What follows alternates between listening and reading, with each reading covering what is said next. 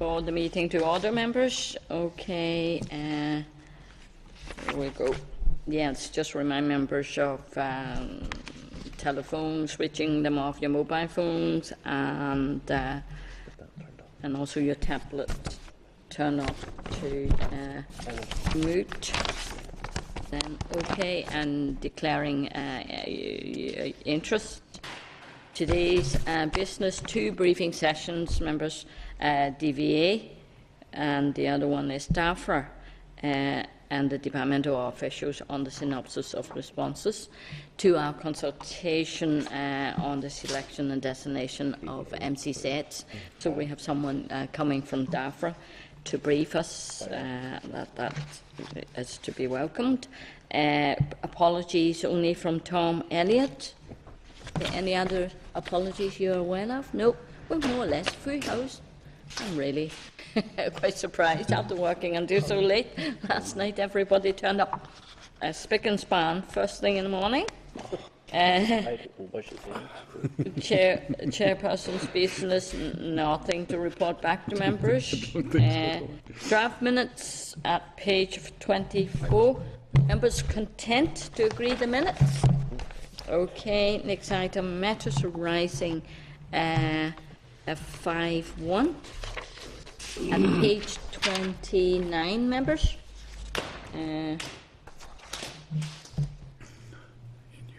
Right, we have there. Right, this is a departmental reply regarding planning agreement with the Belfast City Airport. At our meeting on the 27th of February, officials agreed to provide the committee with a copy of the 2006 Examiner in Public Panel report and the report from MIEA on pollutions when it's ready.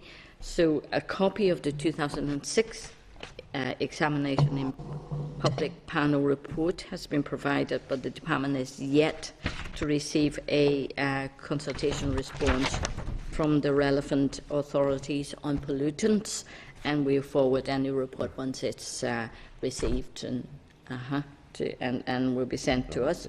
So, members, you content to note? Great. Okay, next item is a tabled items, members.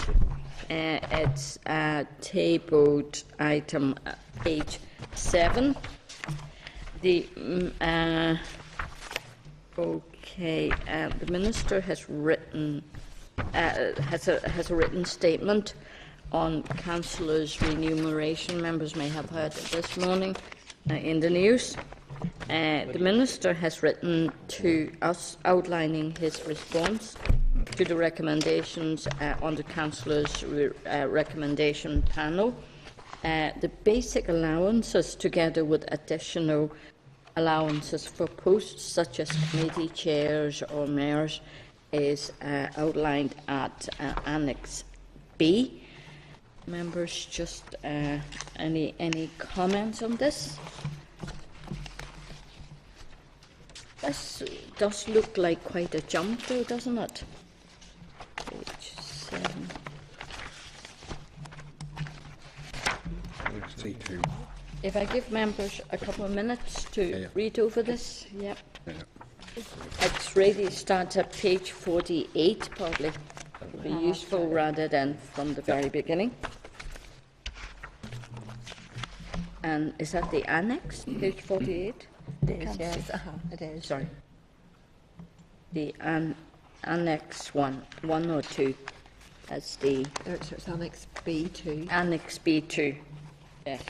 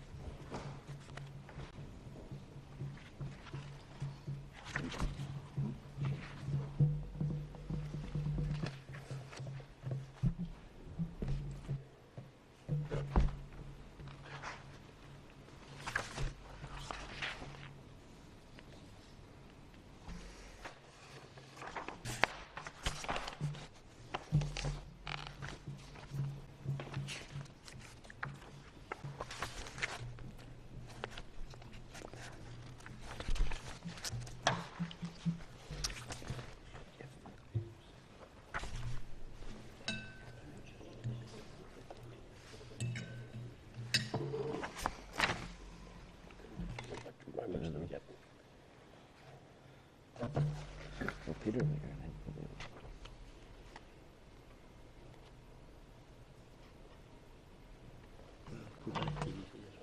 think it's here. Which is right.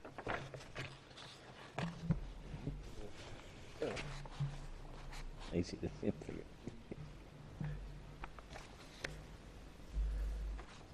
I don't know what they're doing.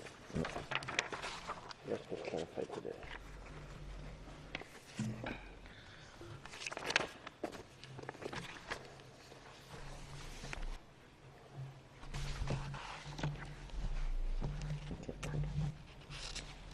Right, work out.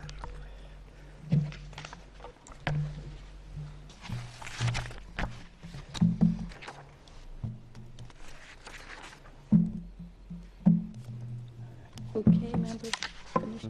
Any questions you want to put forward to the department? Suppose it's, you know, bigger councils, more powers, inflation, they haven't got an increase for some time.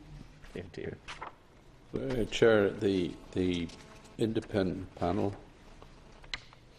has made these recommendations and the ministers accepted them. Yeah, That's the basic position. yeah.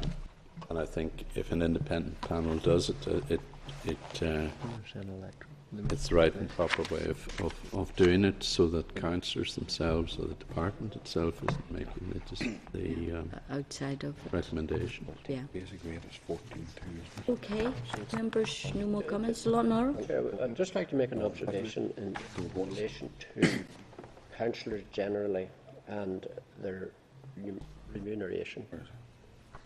The one thing that is never calculated when a person becomes a councillor, the considerable restriction that puts on that person, irrespective of what party they're in, of them finding employment in any other field. It's certain that it's a difficult one to evaluate. It's never taken into the equation. It's never in the debate. And it seldom forms any part of the thinking when decisions are made.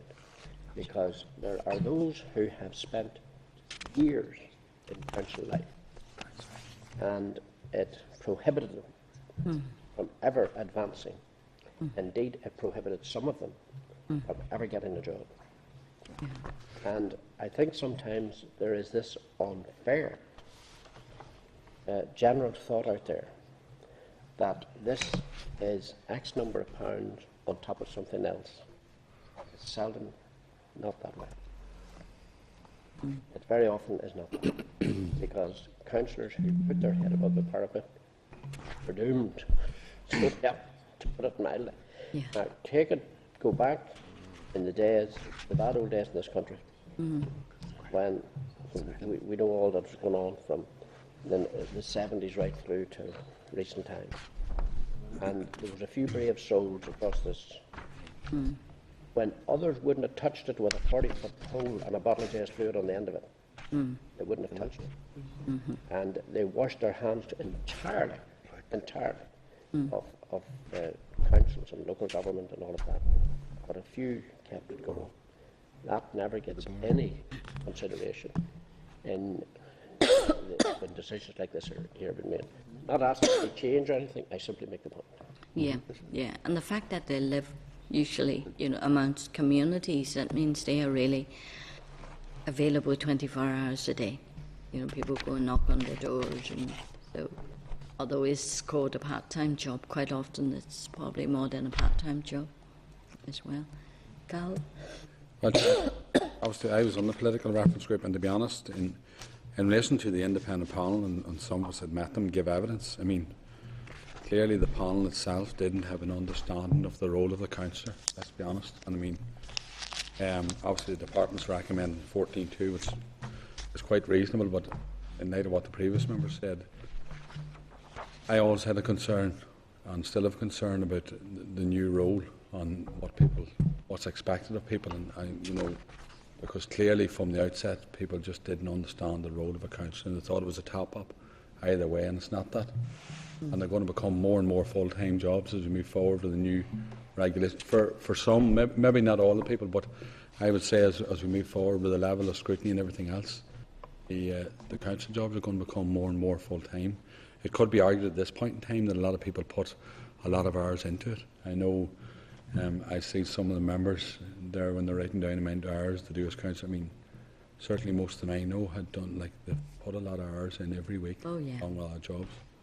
And I think there was somewhere in that there was a review period or something, but I think it's something you look at probably over and assess it again in 2 years' time to see exactly how it's rolled. But it's going to be a lot bigger job than people realise. More responsibilities. Yeah. Although this morning I thought I heard they said going up to 14,000. We're saying here 12,000, and for the bigger councils plus another 1,200. So it's really 13,000. Suppose it's the maximum. Maybe if you get the chair and vice chair, maybe, or mayor, maybe get a bit more. Is it not 14? Oh, the department. 14,200, yeah.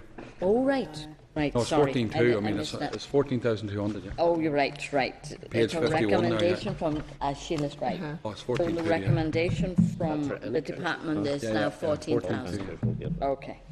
So is that regardless of the size of councils? It's overall, everybody gets 14. No, which Okay, 14,200, right. paid on. Okay, understand. It's 14. Yeah. So members content? We moved on? No questions for the okay, department, anything? Okay. And you'll talk. Then, next item then is the it's on item 6, 100% right. page 167, members.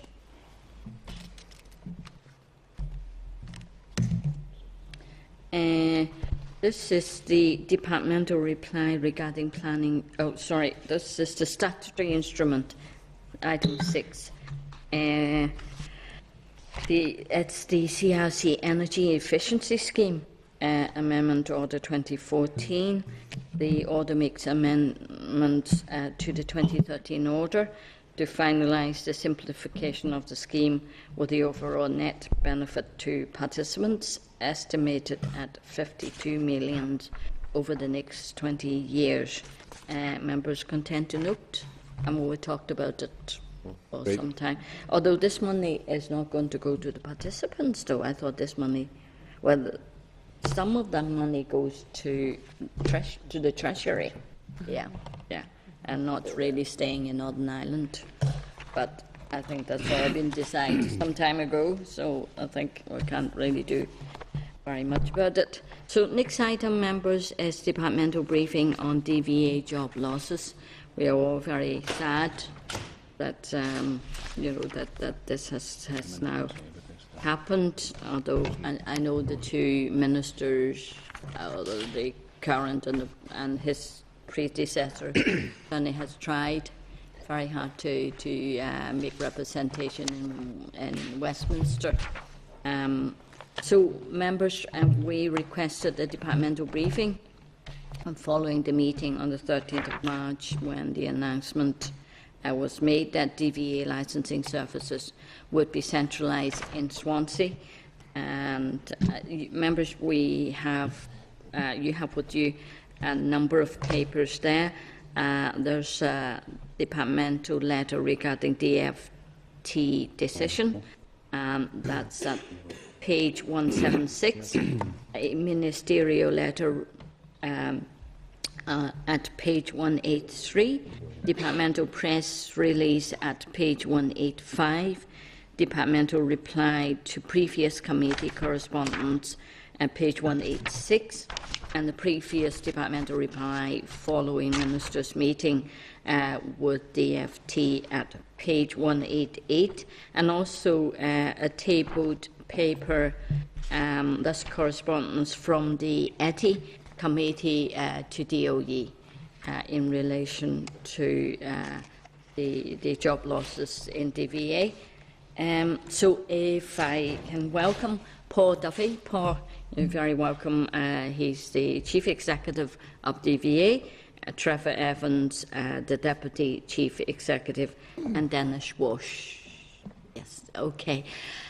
Very sad news. Yes, Chair, it was a bitterly disappointing decision, Yes. and not only just the decision, but also the way it was delivered to us. Yes. It was came out of the blue, and we had to react very quickly. And unfortunately, the impact on staff has been, you would expect, has been significant. They've been greatly distressed, particularly on the day of the announcement.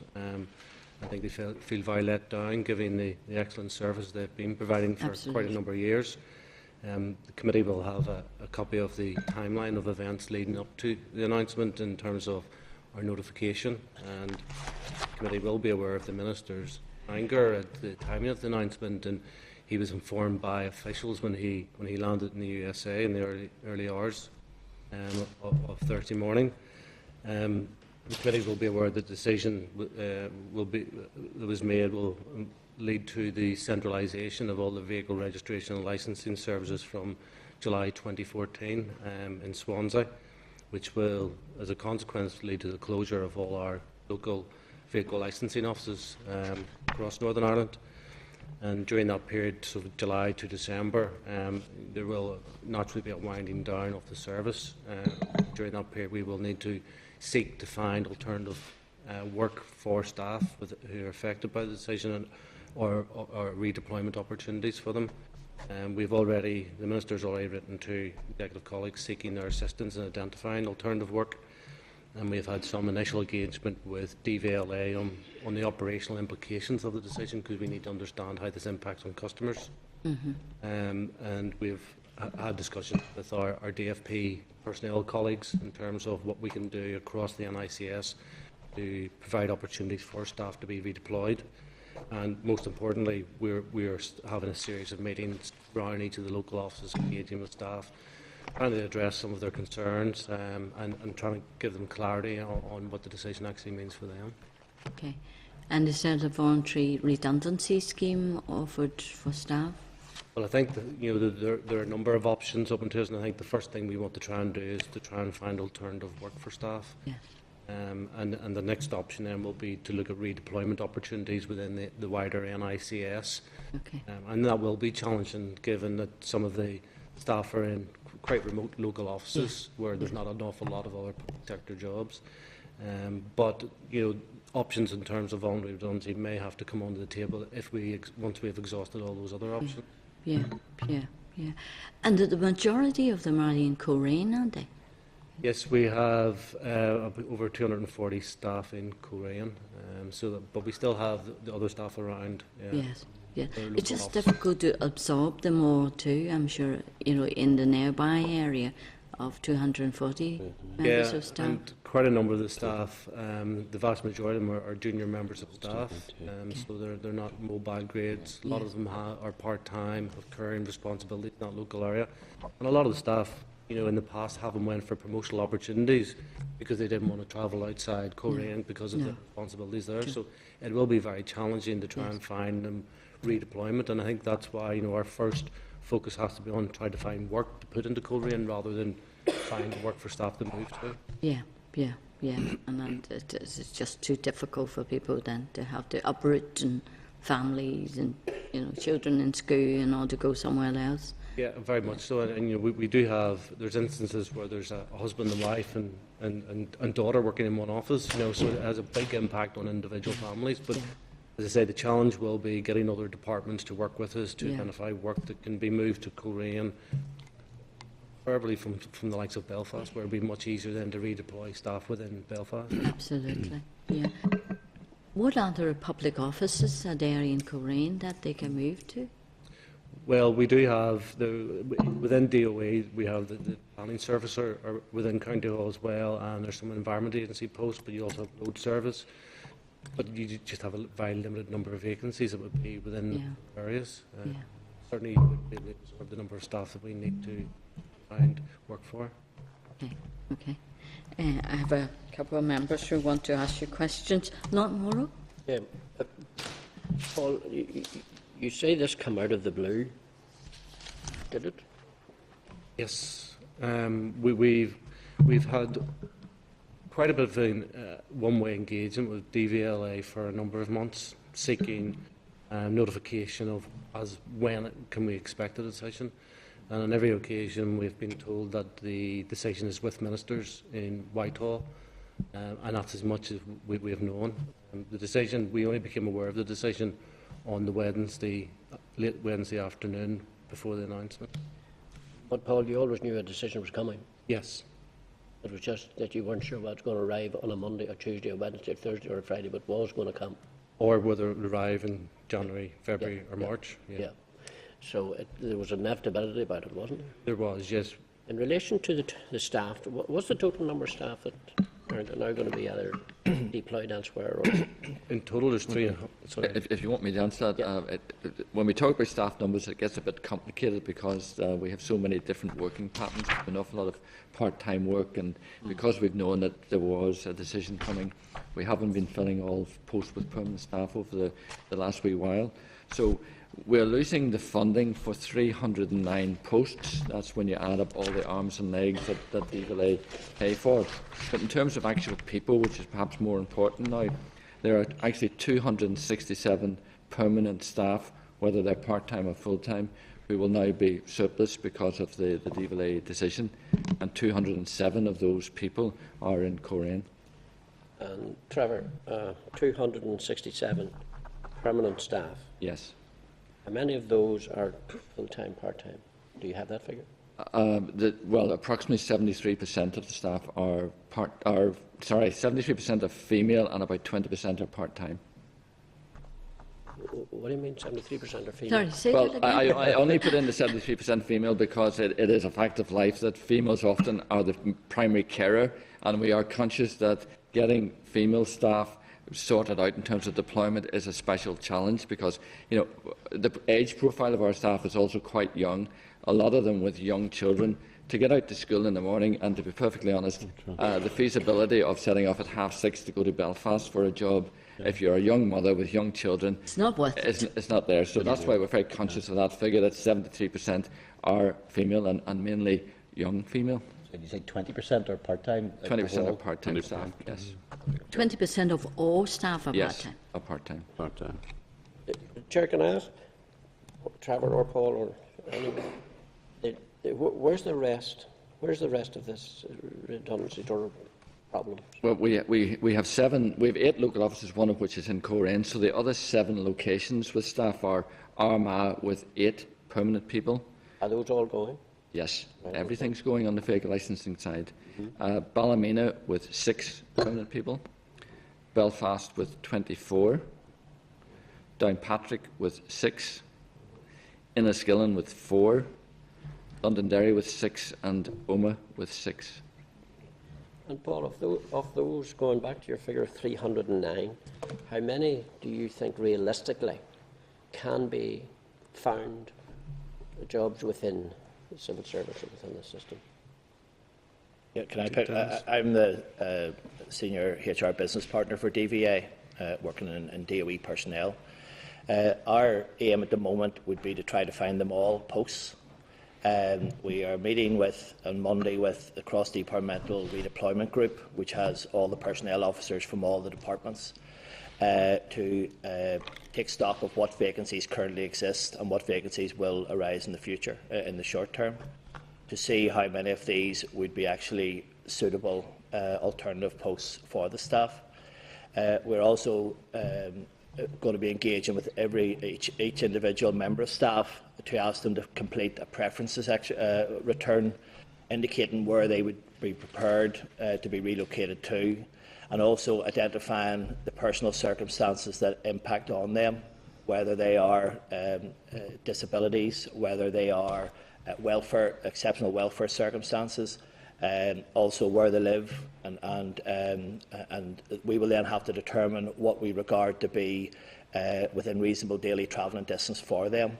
It would be after that, then we would then take stock of what redeployment opportunities there are, and whether or not we need to move to any other measure, which might include some sort of voluntary release scheme. Dennis, can you explain to me the intricacies here between civil service staff and other staff? Are these civil service staff that we're talking about here? Yeah. Yes, we're only talking about the permanent staff employed by the civil service. Temporary staff, which might be from agency workers or from casual employees on limited contracts, their contract can be terminated with a reasonably short period of notice. They do not have to be redeployed. And so all our measures here are for the permanent civil servants. And final question, how confident are you of accommodating all the people that are affected who want to be re-employed? The civil service does have an underlying level of vacancies. The issue will be the personal circumstances of each individual. If we were talking about Belfast only, I'd be sitting here saying there's no problem. We will find posts for all 267 because the vacancies would be deemed to be within reasonable daily travelling distance. Outside of Coleraine, given the relatively small numbers and some of those offices being close to Belfast, they would be hopefully more easier to redeploy. In terms of Coleraine, it will really depend on whether or not Belfast would be deemed to be within reasonable daily travelling distance for any of those staff. But we will have a clear picture shortly. Once we have the preferences exercise completed, we'll know what the personal circumstances of staff is. Once we've met with the other departments and we've then able to gauge what the vacancy level is, and within our own department we have vacancies that we have not filled and we're holding until we've carried out the preferences exercise, so that we will have hopefully a stock of redeployment opportunities available. But unfortunately I can't be any more specific. Thank you, Chair. Alban? Thank you very much, Chair, and thank you for the detailed report. If what Mr Evans has just said in terms of the profile of any of the workers here, it would seem to me to be extremely difficult to try and redeploy young women with family responsibilities. I think that might be extremely difficult. It might be, and of course there might also be similar difficulties if a person is a carer, looking after an elderly relative or somebody like that. You may encounter similar difficulties. So, I mean, how would you assess the task that is before you to try and redeploy people?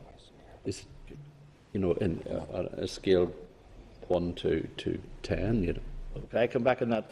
The idea of the preference exercise is to find out whether staff have particular personal circumstances that restricts their mobility over and above what their contractual obligations are in terms of movement. If somebody has a disability, they will be filling in a questionnaire and we'll be referring that to the Occupational Health Service, and we will rely on the advice from the Occupational Health Service about whether or not that disability restricts that individual's mobility. If somebody has exceptional welfare reasons, such as you mentioned caring responsibilities, they'll also fill in a separate questionnaire, and it'll go to the NICS Welfare Support Services, and their staff will assess whether or not that restricts their mobility. So once we identify those categories, and they are the priority categories for redeployment in a surplus situation, we will then seek to identify posts for those individuals that meet their restrictions. All the other staff then will be assessed against their mobility obligations. Staff, for example, full-time staff at EO2 level and above are mobile, and therefore would be expected to take a post anywhere in the civil service. We will, of course, be working to try and make sure that distance is kept as close to their home as possible. All other staff at the junior grades, administrative officer, administrative assistant, and all part-time reduced hours staff are non-mobile, and they're only obliged under their contract to travel anywhere within reasonable daily travelling distance. And that is the decision we will make on each individual case.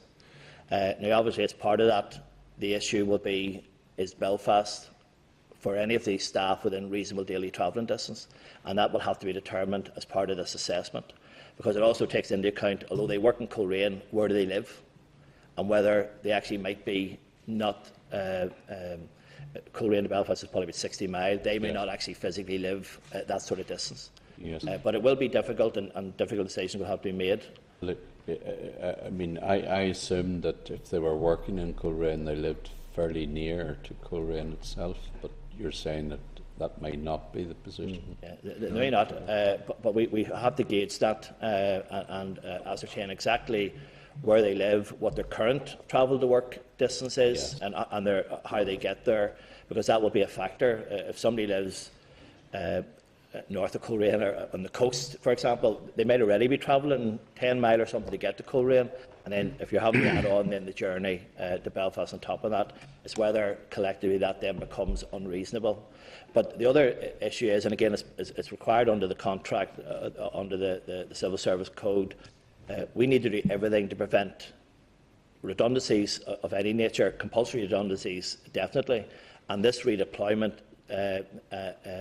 consideration and the distance that we would expect staff to be reasonably expected to travel needs to be justified in the circumstances that we're in, and that is, staff could potentially be facing redundancy. Now, the staff are employees of the Northern Ireland Civil Service. Yes. Although they were doing a job for, I suppose, essentially the British Civil Service, if I could put it that way. Now, the money, or the money for the, I'm not quite sure, but I'll put it this way: the money for the posts has been withdrawn as a result of this ministerial decision in Whitehall. Does that create a compulsory redundancy situation, or not? Because if it's a compulsory redundancy situation, it might be helpful in certain circumstances, depending on the individual. But it seems to me that may not be a compulsory redundancy situation.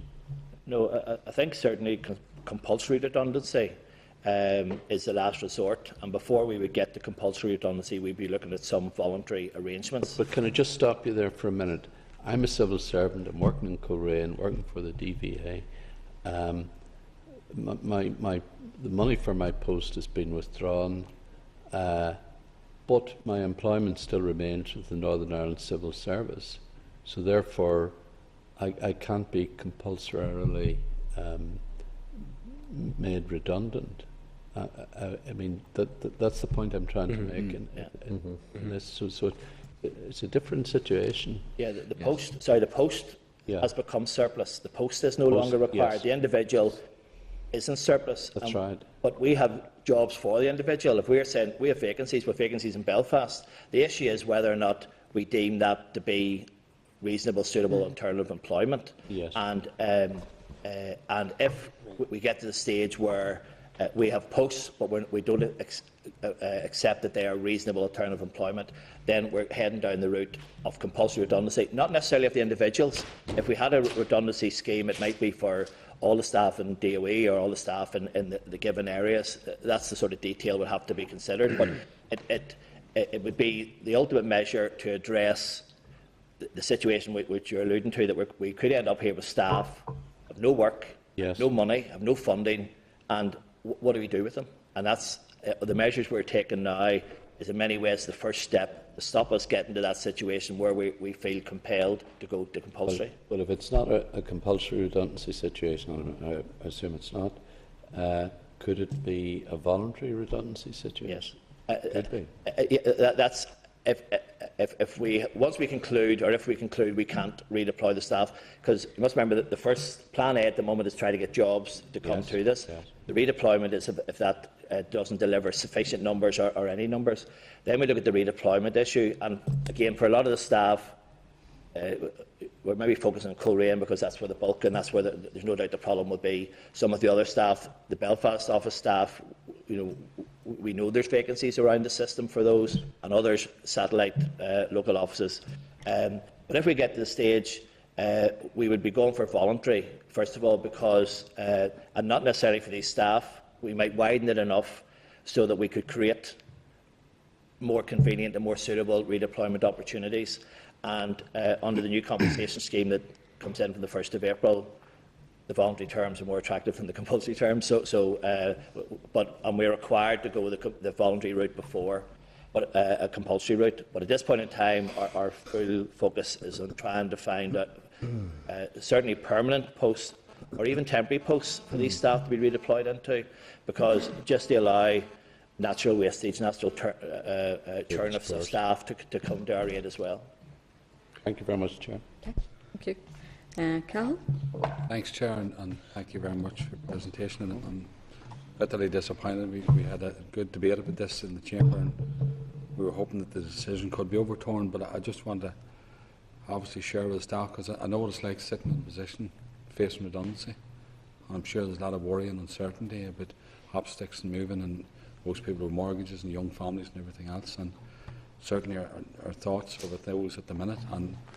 But I want to just, obviously all the members have asked about certain areas, and I have to say I have to ask about my own area, because I mean, the likes of Armagh, it's totally reliant on public sector jobs. There's no doubt about it. I mean, there's not a lot of private industry in it, and I certainly, we've faced redundancies in terms of health service recently, and moves to Craigavon and everything else. In terms of the likes of Armagh City, there's eight jobs in Armagh. Can you touch a wee bit on Armagh for me, please? Because I mean, I would have concerns in relation to that area. I mean, obviously I'm concerned about all the jobs, but just if there's any detail on that. Well, we don't have. We will go through the same process as we'll go through with Coleraine and all the other local offices.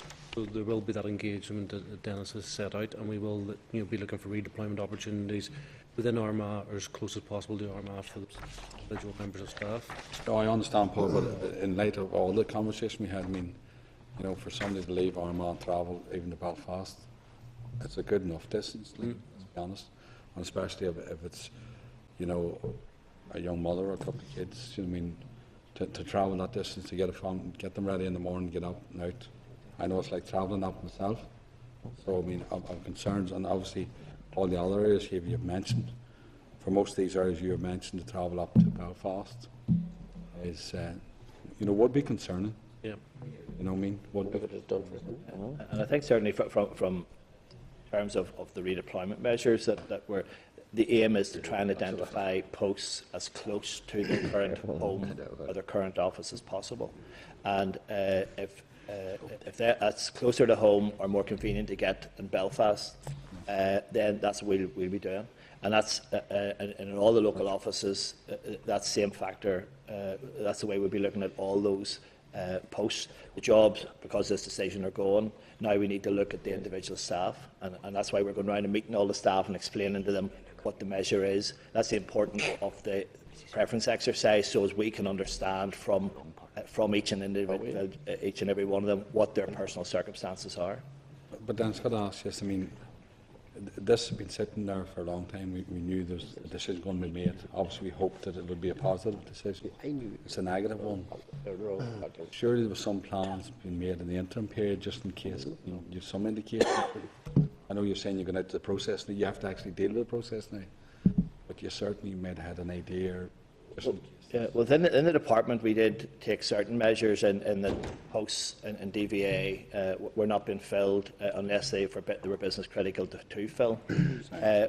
We do, as I say, understand or recognise there is this underlying vacancy level that exists within the service.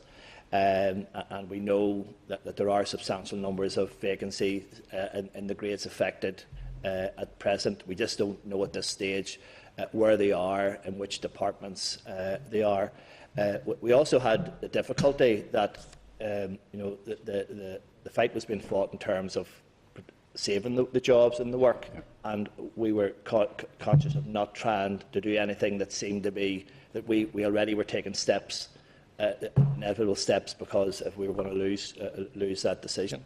But as Dennis said, within the department and within DVA, we did proactively take a decision not to fill any vacancies unless it was completely necessary, to try and create that capacity within our own department.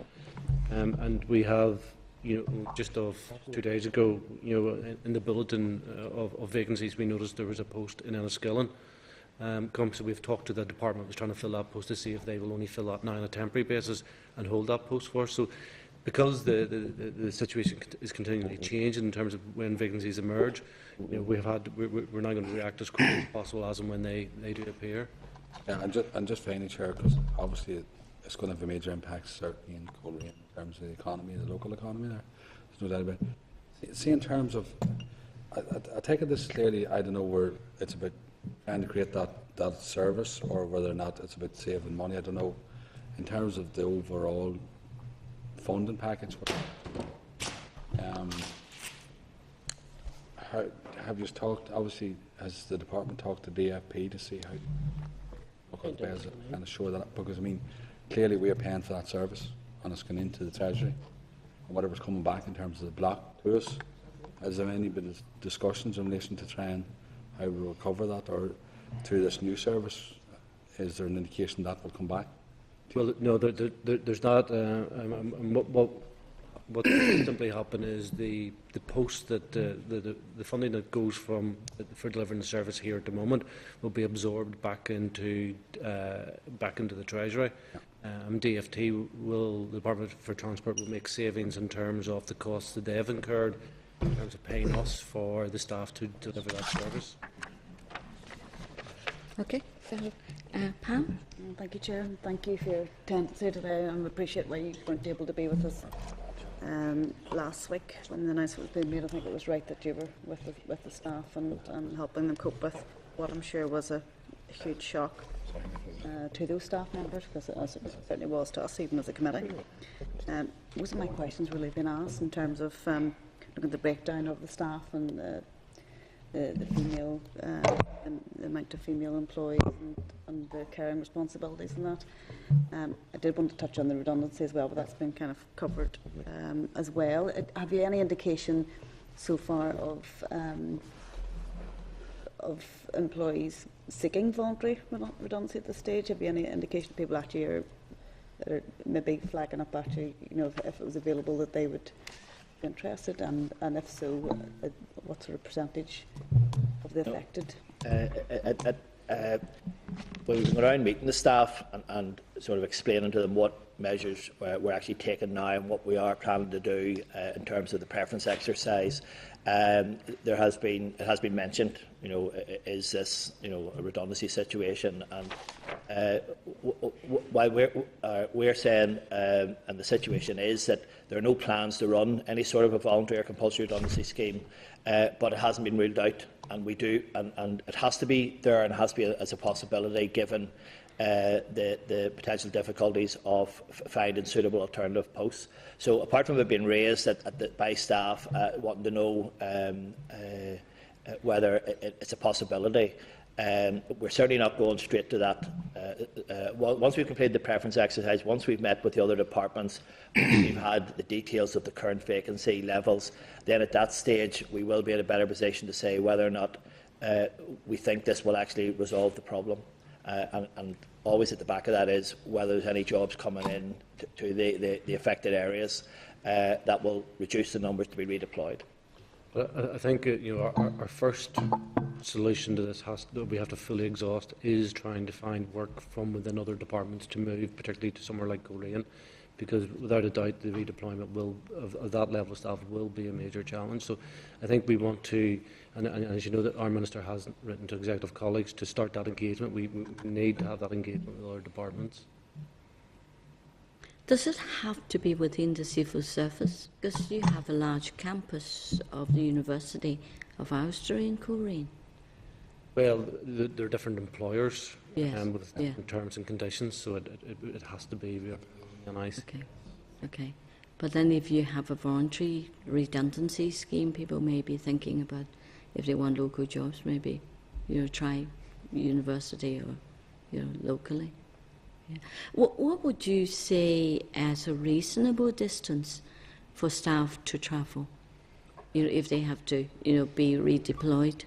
It hasn't been defined, and unfortunately, it's never been defined, because two staff working in the same building, the travelling distance could be completely different when you take into account where they travel from to get to that location, and then what their personal circumstances are.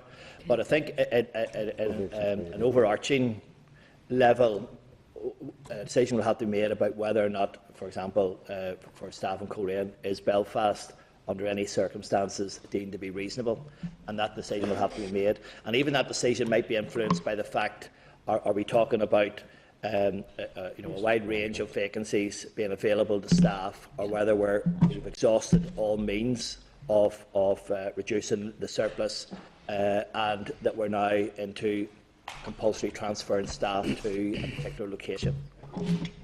But we will, and the reason for the preference exercise is to ascertain for each individual what their personal circumstances are.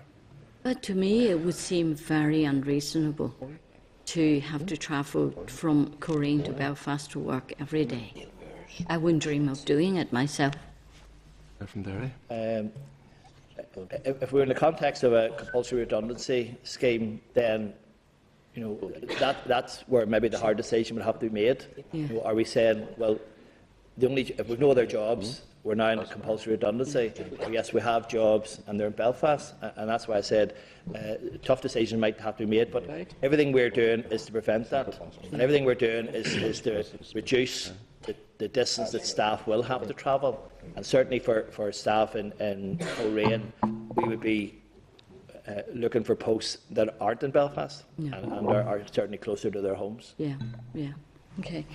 Colin? Thanks, Chair. Thanks for coming. I don't envy your position. You've been put in a very difficult position by the British Government around this ridiculous decision. But can I just say, it's good. I think it's very good to hear that you're saying you're going to try and find work to put in to Coleraine. I look forward to hearing what kind of conversations you're having with other departments around that.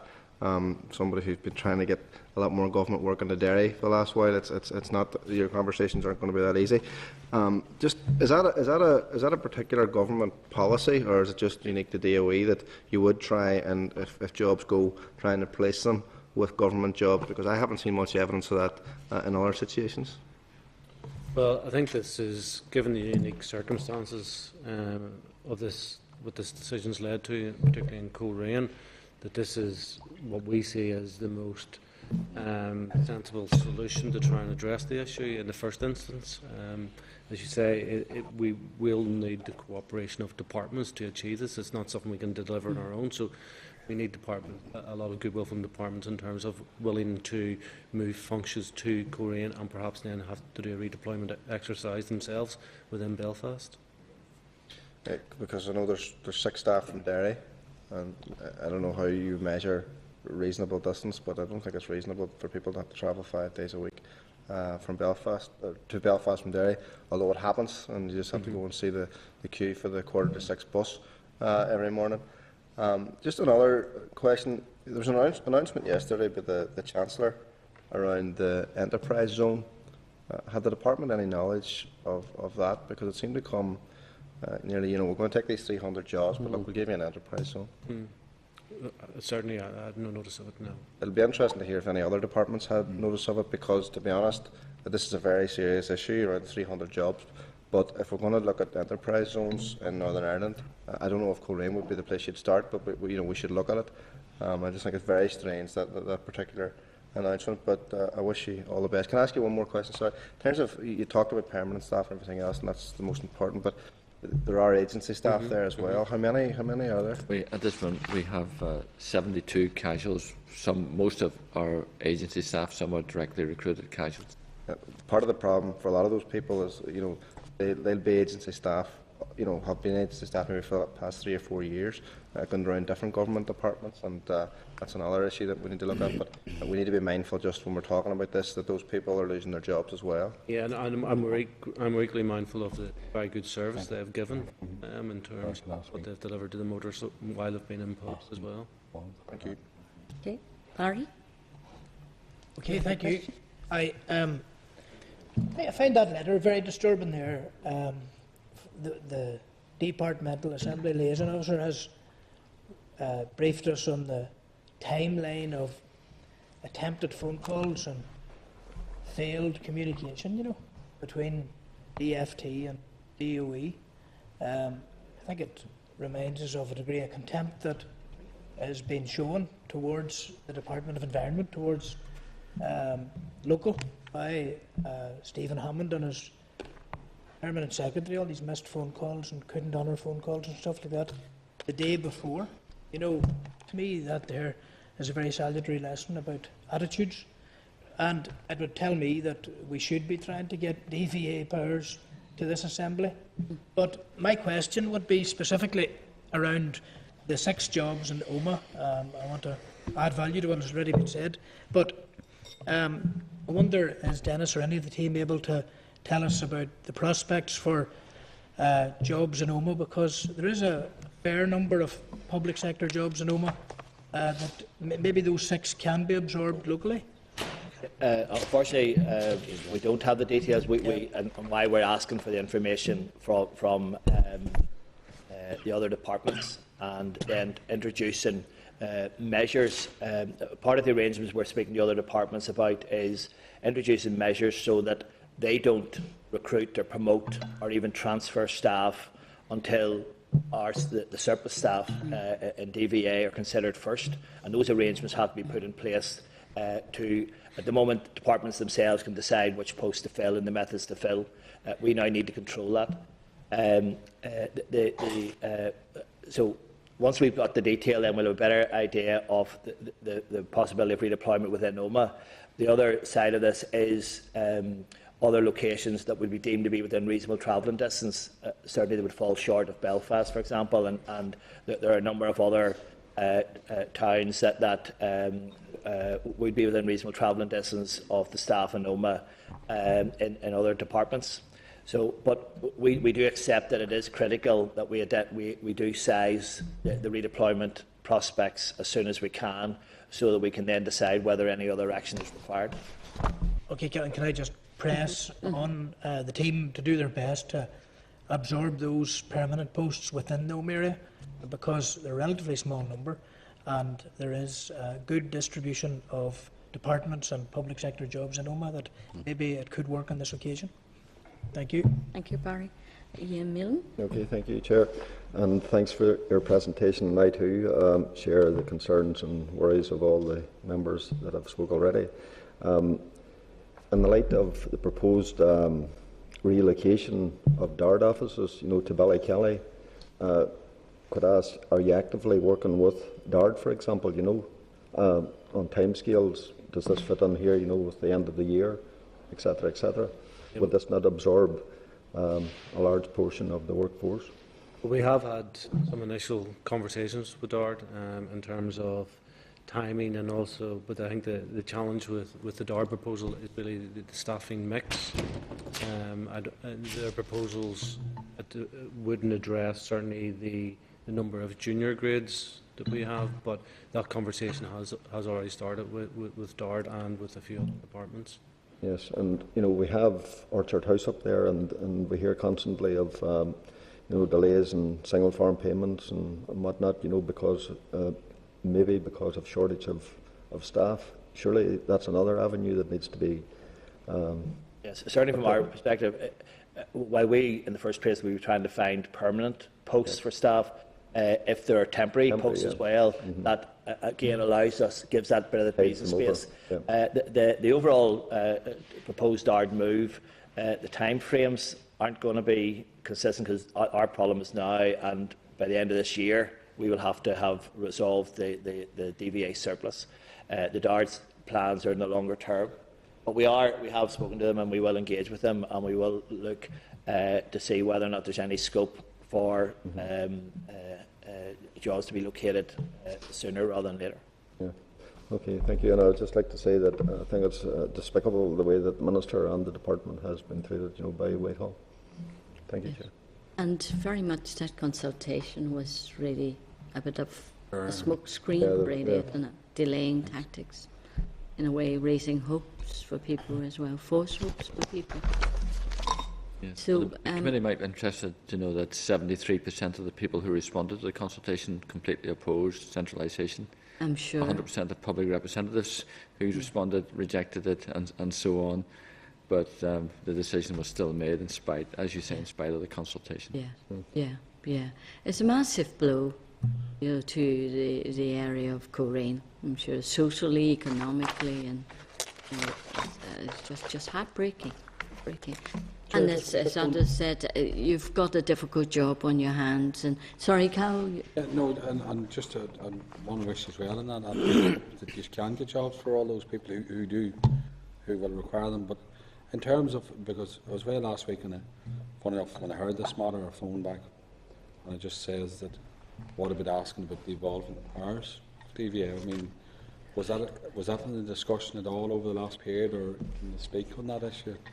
Well, our focus over the last period has been on retaining the jobs, because the decision, in a sense, was we always felt was imminent. In terms of the devolution of vehicle licensing powers, that would require primary legislation and would take many years to actually put in place, which wouldn't address the issue that we face today. So that's why our focus has been on how we resolve this issue before the end of this year. Well, I have to say it. In even the previous committee, like, there's been a lot of support within this committee to retain the jobs, as you know. It's just sad it's turned out this way. But, pass on our thoughts to all the employees. I mean, we're very supportive, and hopefully we'll be able to retain jobs wherever possible for people or redeploy them. Okay. Yes. And do keep us in the loop. Keep us informed if there's anything they can do. Please do let us know. Okay. If you think we can write to the ministers, or the executive, so we'll be very happy to support you. Thank you very much. Thank you. Thanks. Yeah, thank you. Okay, members, the next item is a briefing from DAFRA and departmental officials on the synopsis of responses to consultation on selection and designation of marine consultation zones, the MCZs. A copy of the synopsis of responses to the consultation is at page 193.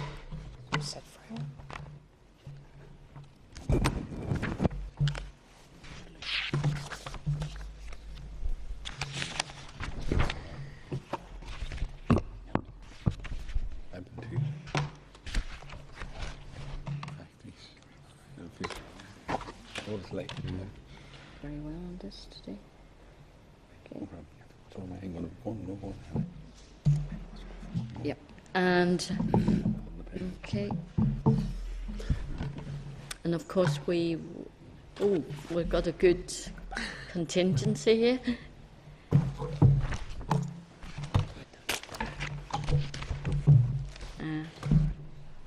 You're all very, very welcome, particularly Catherine Cameron.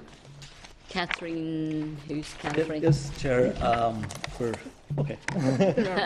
Okay now. Catherine's from DAFRA, so you're very welcome to Northern Ireland. Is this your first trip, Catherine? Not to Northern Ireland. First trip here. Okay. And so if I can welcome Ken Bradley, no stranger to ourselves, Geraldine McAvoy, Joe Breen, of course, we know Joe Breen very well, Joe, and then Colin Armstrong, all from the department. So exciting time. Very sorry, we planned to join you at a workshop yesterday, and of course you're aware that we were here all day in the chamber debating on the local government bill. So I hope you had a good day. We did, and we passed on your apologies as well to the group. Thank you. We were quite looking forward to it. I was, anyway. So you're going to talk to us about the synopsis, about the responses you received. I hope they are good, I'm sure. That's right, Chair. Positive? Very positive, Chair. Yeah. Chair, yes, we'll really do the session in three separate parts. First of all, yes, we'll start off with giving a brief outline on the synopsis and the consultation responses on that. Then Colin and Joe will give the committee an update on yesterday's events, and then Catherine will then tell you about the DAFRA process and their work to date in their MCZ process, if you're content with that approach. Yes, of course. I mean, we need very much to link with yourself. There's no point for us doing our bit and then not connecting with the whole network of the UK's. Okay. Yes. Okay. Yes, following on from the Marine Bill, we give an undertaking to produce guidance on the whole selection and designation process for fishing zones. We did that through a general guidance document which we issued in June of last year, and the consultation obviously is now over. We received 23 responses, all very positive, all very much commending our approach. Now, we realise the guidance is of a very general nature, but really it sets out the process, how the department will then take the MCZ designation forward. The guidance also sets out the great store which we place on consultation and involving stakeholders at every key aspect of the process. The guidance also sets out a rough timetable of when we'll take it forward, that sort of thing. So the three main industries, I suppose, that responded to the guidance are obviously from an environmental NGO point of view, fishing organisations and individuals, and then third from the renewal industry as well. And they didn't think that there was any gaps in the process. Obviously, because it's of a general nature, when we get into the nitty-gritty of identifying potential sites, boundaries, features, and getting discussions, but obviously opens up into the detail, and obviously the views of people are known. I'm not sure if any more. That's really the outline of the guidance material. We're not intending to change the final document very much. A few words here and there to take account of the responses of the consultees. But we say that we didn't find there's any gaps or anything which people found they were against. So we're very much subject to your comments today of a mind to go ahead and publish the guidance final format, as I say, a few minor changes. Okay. We did have, I think, at least one, if not two, briefings with the fishing industry. They were concerned in some ways about the zoning, and what was the main response to you then in their submission? From the fishing industry, I suppose their main response was they wanted to be involved in the consultation process. They wanted to be an open, transparent process, but they wanted to be involved throughout the whole process. Yes, yes. Excuse me, Chair, are we doing the briefings I think, first? you know, We're gonna just another two briefings. Can we do the briefings first, and then we'll follow into questions, Chair? Okay. Is that okay? I mean, I prefer to hear the briefings Yeah, first, yes, follow yeah, into questions. yes. I just want to go in with yesterday's agenda. Okay, yes, Chair. We had a successful day yesterday with, in total there was 77 stakeholders. Very good. Attended the event. There was representatives from all of the major groups, the NGOs. We had representatives from our departments, some academics. So it was well represented across the spectrum. At the workshop we presented our 8 areas of search where we're going to be looking for the MCZs, and those were well received by everyone there. There was no major issues identified. They did sort of present us with things that they'd like us to look at, discuss, and we will be doing that over the next thing. Then there was an opportunity for stakeholders to present their suggestions for areas of search, and they identified one which we're going to take forward and look at as well. And they asked us also to look at the feature list we're protecting. We're going to look at that too. So all in all, we were well received what we presented, and we're going to produce a workshop report within a month that will be published back for stakeholders. And then the next workshop, we're going to be having bilateral meetings with stakeholders between them and our next workshop in October. Okay. You said 8 areas you're looking at for zoning at the moment. Yes. Right. Okay. Where are they? Starting in the northwest, Foyle. Okay. Looking at an area in the Foyle. An area north of Rathlin. Okay. Coming around to north of Rathlin Island. North of Rathlin Island, yes. Okay. Oh, right, okay. The, Joe's territory there. Yes, I may have had a hand in that one. Just around the Maidens SAC area. Okay. The entrance to Larne Harbour, outer Belfast Lock, and on the Outer Arts Peninsula, Dundrum Bay, and an area in Carlingford Lock. Right, okay. And then the area that was put forward by the stakeholders was for us to look at Muck Island, which is just Sorry, which one? Muck Island, which is just off Island Oh, McGee. yes. Oh, I know it. I know it. I used to live in Island McGee. Yeah, Yes, so that's the area that's yes. been put forward for us to look at. All right, You okay. maybe had a hand in that, Chair, had you? Sorry? You maybe had a hand in that. No, it's a bird sanctuary. Yes. Yeah, yes, it's beautiful. Yes, yes. And when the sea, the tide goes out, you can see quite a bit of it. You actually can walk from Island McGee, the harbour. You can walk over to it, but you have to be very careful. You don't get cut off when the tide comes in. You need a boat, then you come back. Yeah, very good. Okay, any other presentation you want to make? Or what? Maybe I'll bring others in. Colin?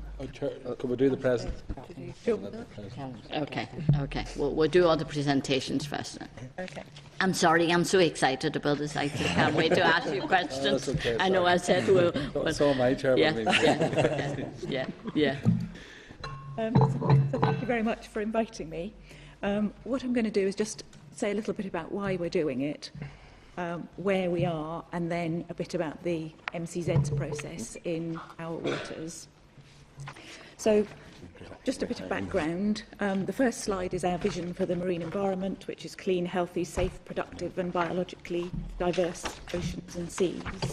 And that's important in that we are wanting to conserve and improve, but at the same time make sure that there is sustainable use. And it's trying to find that balance, which is sometimes a challenge for us all. In terms of commitments, so we've got a range of international and European commitments, and those are at the UK level.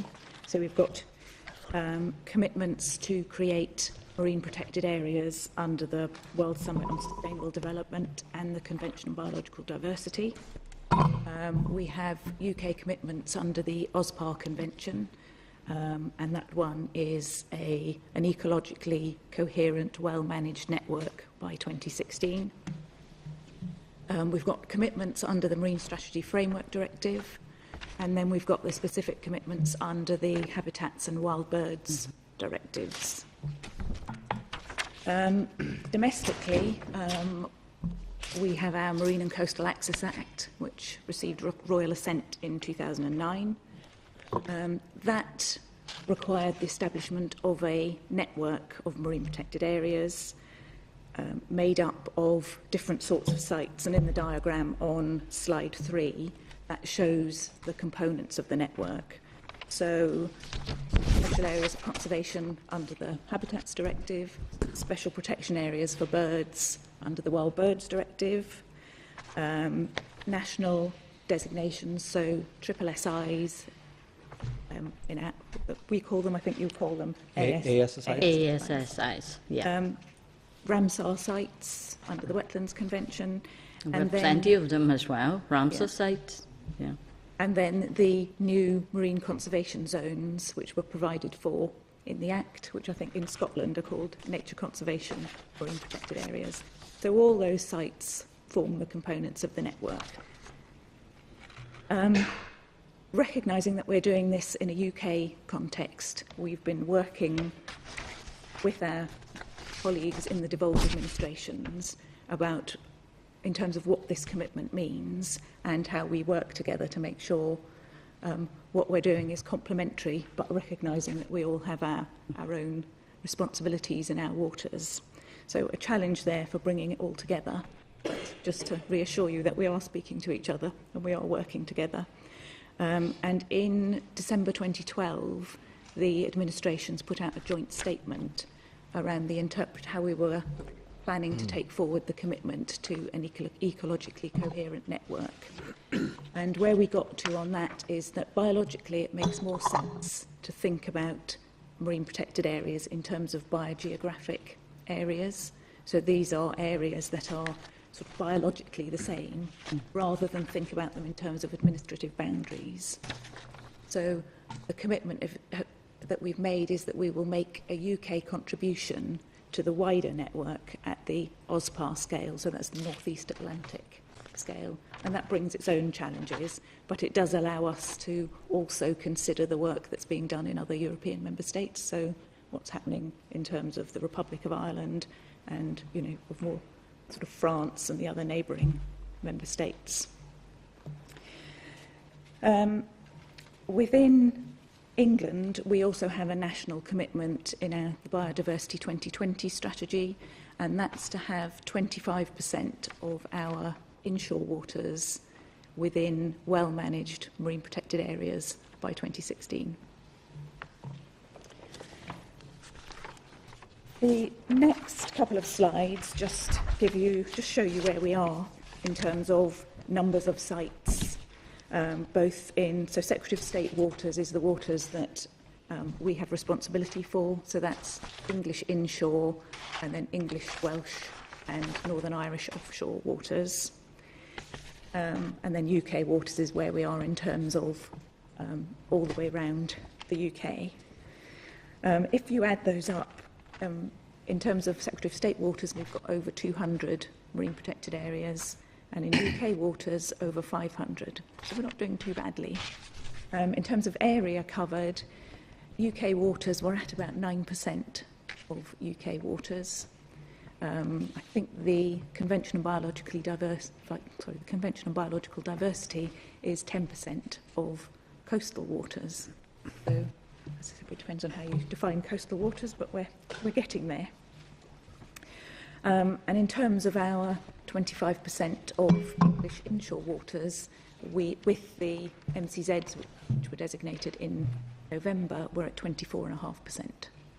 So, again, nearly there. Challenges around the well-managed aspect. The next slide, slide 5, just shows you all those sites on a map. So the blue one. Which page are we, Catherine? Sorry? Slide 5. Page 5. Okay. So Catherine, can you speak up a little bit? You're very softly spoken. Yeah, okay. So the blue ones on that map are the special areas of conservation. The green ones, the special protection areas for birds. The red ones, which you can see around the coast, those are SSSIs. And then the sort of pinky purple ones are the new MCZs.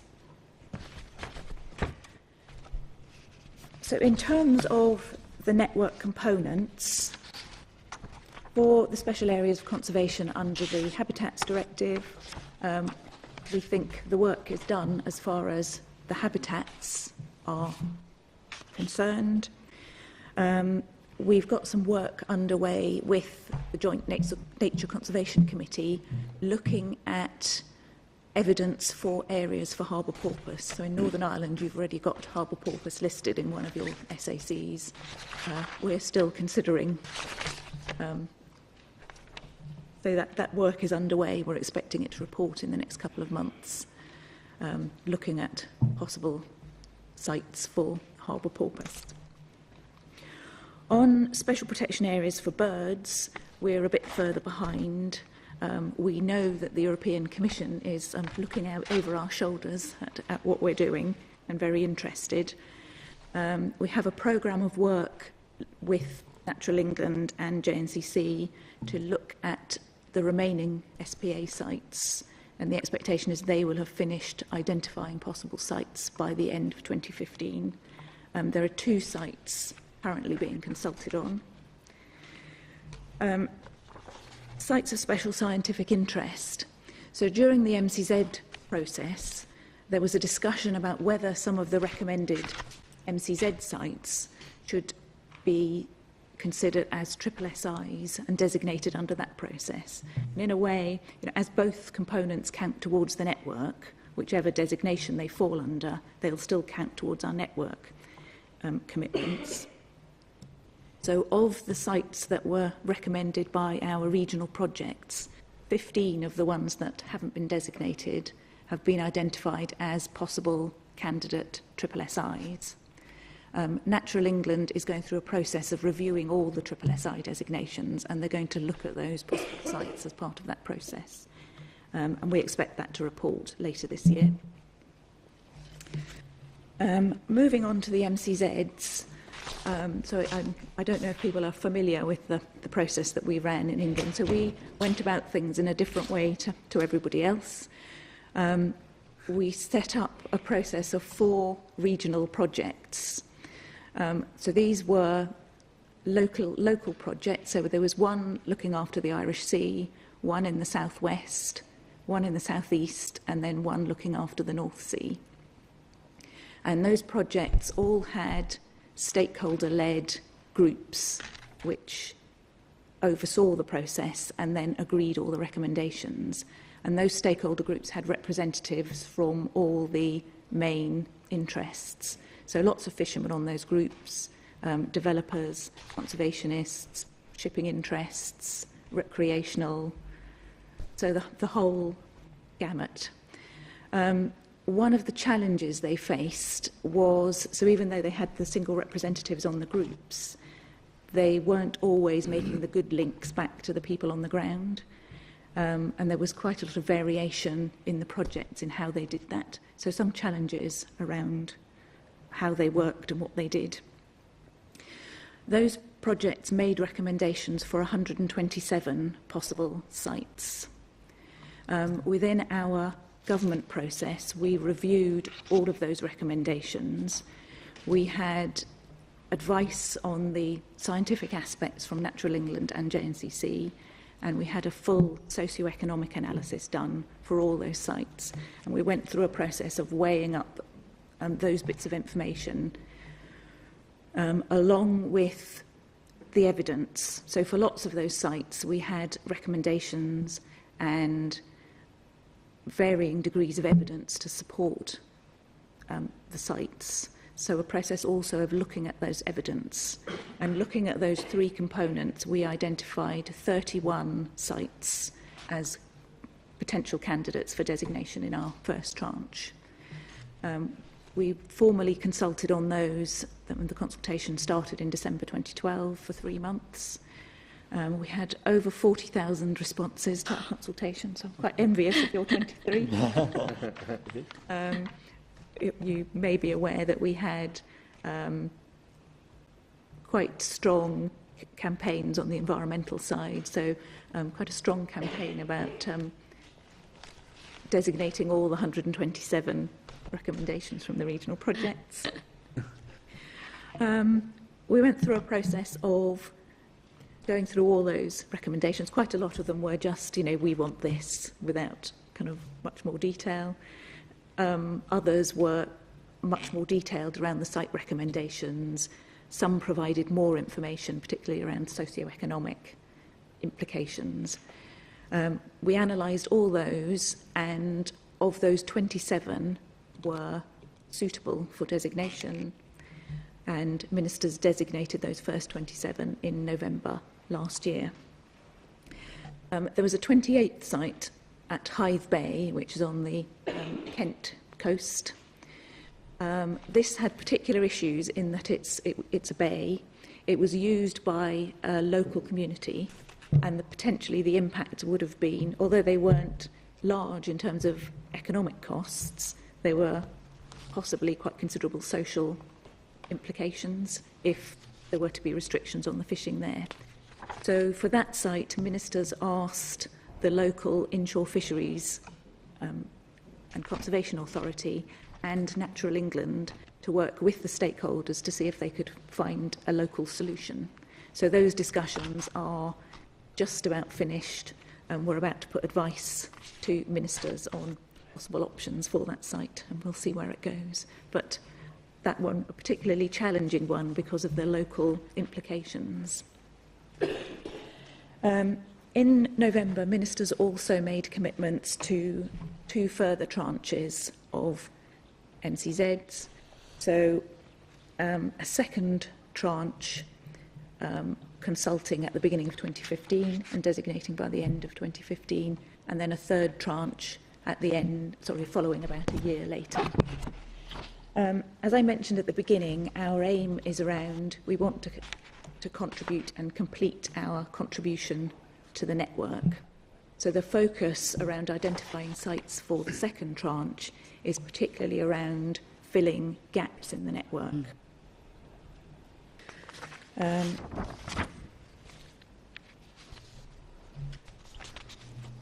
In terms of the network, so the work in OSPAR around how you assess a network is evolving, and we're trying to keep in step with that evolving work. The UK is playing an active role in helping the development there, so we're well placed, hopefully, to influence that discussion and make sure that what we do is in line with the way that it's going. We've been working with the devolved administrations and JNCC, taking stock of what we've got already. So in terms of being able to identify the gaps, we need to know what we've got and kind of where we're aiming and then what the gaps are. So that work is underway.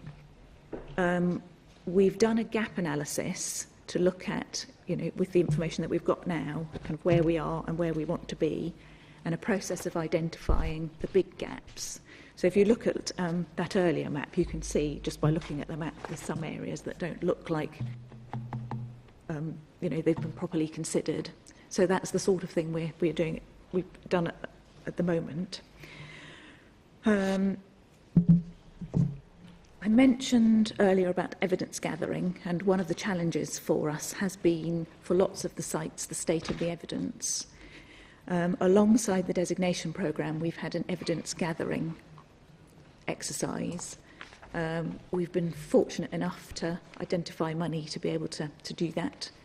To date, we've spent about £10 million doing that and surveyed around 60 sites. I haven't quite caught up with the budget yesterday, but assuming that everything is still as it was, we should have another £2 million for the next year to carry on that work. One of the aspects of the regional projects work was they were asked to identify what were called reference areas. And these were areas where, well, as the name suggests, they would be very highly protected, and the likelihood is there would be no activities there. As you can imagine, these were hugely controversial during the regional project process. And there were issues with both the process and the reference areas that were selected. We were advised by Natural England and JNCC that work wasn't satisfactory, and they recommended that we should review that whole area.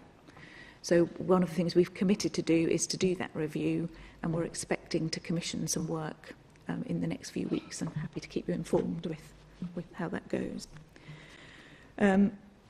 Another issue for us has been mobile species. So early on in the process, there was a discussion about mobile species and whether or not they should be included in the process.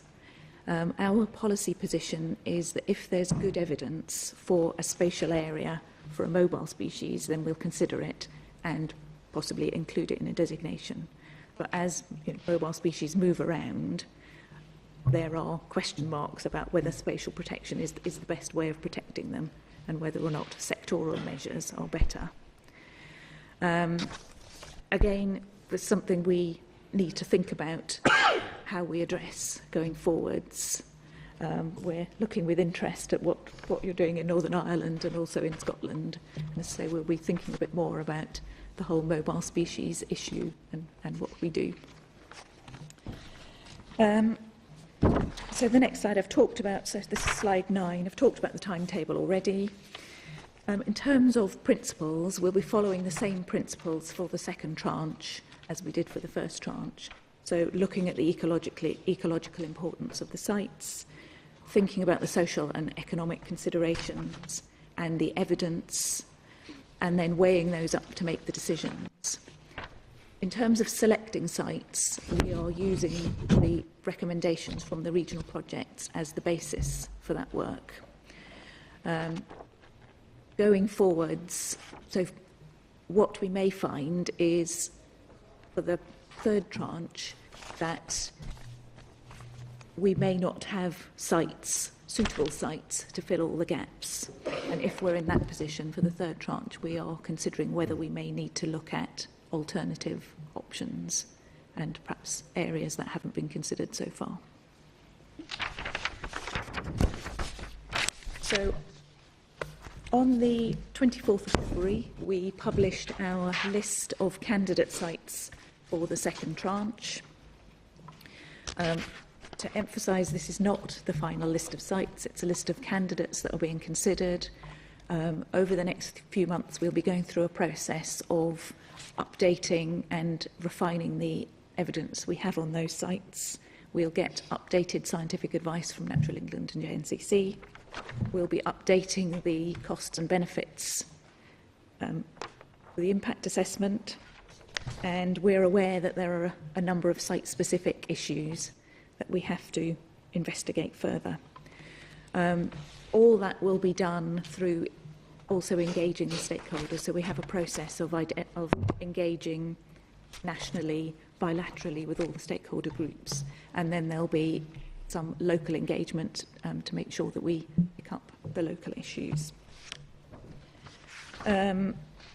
We will then digest all that information and put recommendations to our ministers towards the end of the summer, early autumn, on which sites to take forward for designation in the second tranche.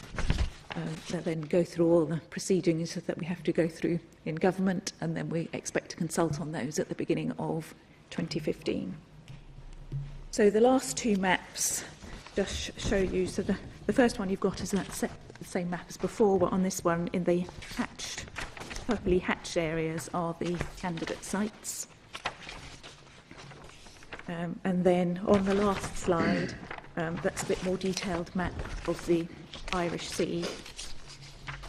Sorry, say that again, Catherine? So the last slide is the same map, but a bit more detail for the Irish Sea. This map only shows the MCZs. So the red ones that you've got near the English coast are the ones that have been designated in the first tranche, and then all the pinky purple areas are the second tranche candidates. We know there are some big challenges in these sites, lots of fishing interests, and we've also got some wind farm development interests. So the next step is to gather information and refine the information that we've got before making final decisions. Okay, thank you. Then that's all the presentations. Okay, very good, very interesting. Thank you very much, Catherine, for a good detailed explanation about the steps you're taking. Though, I mean, we have a much smaller, obviously, area for us to look after. I just want to ask Ken, are we going to take different tranches, same as the regional project? I don't believe we will. I think we'll do the whole process. Yeah. We envisage at the minute somewhere between 8, 9, 10 sites in total, if Joel keep me right here, in total, and we could probably do that in one fell swoop, obviously with a lot of bilaterals, a lot of stakeholder engagement and informal consultation. Well, I don't think we envisage in two tranches. No, that's correct. That was the purpose of yesterday's workshop, was really to announce our areas of search, which really is our tranche per se. As Colin pointed out, we've also invited what we call sort of third-party nominations, and we did receive one, possibly two, yesterday. Okay. And our intention is still to follow the timetable, which is in the guidance. So we will catch up, and meet the 2016 deadline. I also said at the workshop yesterday, that doesn't mean to say, as new evidence becomes available, say a new site, new feature, worthy of protection, it comes to our attention, even after 2016, the legislation will still permit, those additional sites to go forward, to enhance the network and not just to restrict the network to its position on 2016. Okay. Well, all the 8 sites, I heard about them, and I think I generally can understand. Portmuck and Dundrum and all those. Why Larne? Why Larne? Yes. Larne itself, the feature interest for Larne. What did Larne do? The feature interest for Larne is actually a bird called black guillemot, and black guillemot is it was a bird which was missed off the Birds Directive. So it's not actually a protected species under any of the annexes in the European Birds Directive. So we've identified this as a mechanism for protecting it. There are other sites where black guillemots exist. One is Rathlin. Rathlin Islands, yeah, we have. yes. But they're protected by virtue of the fact they already exist within the existing SPA. Okay. The management objectives and conservation objectives for that SPA will protect the guillemots, because they're very similar in behaviour to the other auks which are on the island. Okay. The other site where there's good guillemots as well is Belfast Lough. And they may well be wrapped up as an additional feature in the Belfast Lough area of search. The problems with the population in Belfast Lough, is their survival is based on artificial structures. So some of them live on Clough Jetty, and some of them would live in Bangor Marine itself. So do you designate a marine conservation zone for a structure which at some stage in the future may well have to be replaced or come down? So we think by adding in Larne Lough population, that will give the connectivity and the replication, which is part of the OSPOT principles for designing your network. So that's why Larne Lough. Okay.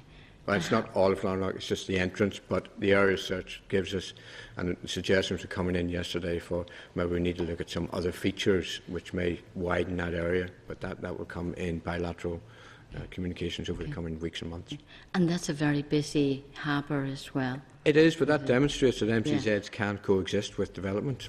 It's all about management. It's how you manage the sites. It's not about saying, no, you cannot do. It's about managing. The birds are existing there quite happily with the development going on at the minute. The purpose of the MCZ is to ensure that any future development or activities are managed with that particular feature in mind. Right. Okay. So, there will not be any extra restriction or any restriction on the harbour developing or... The whole issue of restrictions will come through the management objectives, and the management objectives were touched on yesterday during the discussions at the workshop sessions, and that is part of the paperwork, the package we'll be producing when it goes out to full consultation. We will be discussing all the potential management options with people. So what we're really going through here is really a pre-consultation before the official consultation. So we hope by the time we get to the statutory consultation, there won't be any real showstoppers in that, because we'll have done all the pre-consultation and bilateral engagement. Okay. I asked a question earlier about the fishing industry, about their response. So, they've been positive about it then? Been very, very positive. I've embraced both the document and also the workshop yesterday. I was mildly surprised, how positive a reaction they were with the process. Now, fair enough, maybe as we get into more detail of each individual site and the boundary and the feature, then maybe there will be dissatisfaction. But at the minute, everybody's on board. Everybody welcomes the process. Yeah. Okay. This is what Catherine also said earlier, that the stakeholders, the consultees, you may have one representative, but they don't go back to the community or to the industry to really communicate about what's involved in the consultation. We did have a bit of that. Remember, Ken? Mm-hmm. We did have a bit of that. We had See something, the organisation, what? CFAST. Yeah. And there were complaints that they don't represent the fishing industry. That's correct. So how are we going to, get over that? If I can answer that, yes. Chair. Certainly yesterday at the workshop, there was the chief executives of the POs were there. The national PO were represented too, and there was a couple of fishermen themselves. Okay. We accept that these organisations will speak and will bring out the party line, but we want to give the opportunity to the individuals on the coast as well. Yeah. And that's why we're going through this stakeholder engagement, through bilateral meetings. So even though the POs are well informed and they will inform back through the membership. We will be given the opportunity through engagement events on the coast. So we certainly will be targeting, the North Coast, because there are lots of little sort of collectives of different specialist groups. Yes, that's right. Shell fishermen, lobster men, scallop men, and we certainly would like to speak to them directly. Because the one thing we did learn and have learned over this process, this is the second workshop now, is there's a lot of misconceptions out there as regards what an MCZ is, and we'd rather tell people straight to the face rather than them get it maybe third hand. And I think that's why the workshops have worked, and people have come back and said we didn't realise. Yes. And that's why part of the output from yesterday's workshop will be the report, also the presentations, and we're also going to construct an appendix of frequently asked questions, such as how will this affect me? I'm a fisherman. How will these sites affect me? And we hope then, by publishing that on our web, that would be a way of further engaging and allaying people's fears, because there is a lot of mistrust and fear out there. Absolutely, and I think communication is key to try to work with people on the ground, and I think it's of mutual benefit, that the department goes out and talk to people from the industries and how this is going to impact on them. Misinformation would create uncertainties, fears, and then resistance. And if you work well with them, then you find the process so much quicker, so much easier. Did you enjoy the workshop yourself? I did, actually. I'm sure it went did. as planned. Sorry? It went as planned, and I think some of our JNCC colleagues, and maybe Kath herself, was a bit surprised that it was quite friendly. Yeah. I've been to... We are friendly people, Catherine. So, it was enjoyable, and we got some, apart from getting positive feedback, and we got challenged on issues and we were able to rise to them, and certainly we do have to get back to him on specific issues, but there was no acrimony really, and I think people welcomed the opportunity just to have their say and raise their questions, and it was. Are you planning any more workshops? Yes, if you actually look in the guidance, we did have one planned for August, which will probably be... Page 27. It'll be a bit more contentious maybe, because that's where we actually say, here's the boundaries. Okay. But we hope by the time we're setting the boundaries, we've already, through the bilateral meetings, I've already worked with the various sectors, and I threw the challenge out to the fishermen yesterday, to the POs, because they have admitted to us, and admitted yesterday several times, that they've accepted that MCZs, they're real, that they have to happen. So the challenge I've given out to them is come back to us and show us areas which you think meet the ecological requirements, but maybe won't affect you as economically as much as maybe if we impose a different site on you. Yeah. So that's the challenge we've given them. They're always challenging us, so we batted that back, and we really do look forward to working with them. Good. Good. I'll bring others in. Colin? Thanks, Chair. Thanks very much for your presentations, and I know you travelled a fair distance. Thank you very much. There's obviously one of these sites that I'm particularly interested in, which is Lough Foyle. And when I looked at the respondents to the consultation, didn't seem to be too many people from across the border, and I just wonder what kind of consultations have been done there, given that we have an international border with, for the meantime anyway, with the Republic of Ireland, and you talk about oyster fishermen and all that. The vast majority of them, in my mind, would be on the Donegal side. So it would seem, I just want to know, first of all, what that's going to look like in Lough Foyle, and what conversations you've had with them. And there's one particular proposal by Donegal County Council for a sewage outflow going into there. And I know that the authorities on the northern side have been very careful to ensure that the outflow flows out into the forget my terms, out of the estuary. Yeah. This other proposal won't. So I just want to know what kind of thought has gone into any of that. If I can answer that, Chair, is we have had communications with the Lochs Agency. The Lochs Agency were there yesterday. We also met since our last meeting with you. We have had a cross-border meeting with colleagues down south, National Parks and Wildlife, Department of Heritage, local government, the Gael tax, and we've committed to meeting 3 monthly. You local community, so I'm more concerned. I'm getting on to that. We had to obviously go through the officials first. And certainly it was raised yesterday, the issue over Foyle, and we did recognise, and we do recognise it is a very sensitive site. It's a very important site, for oysters.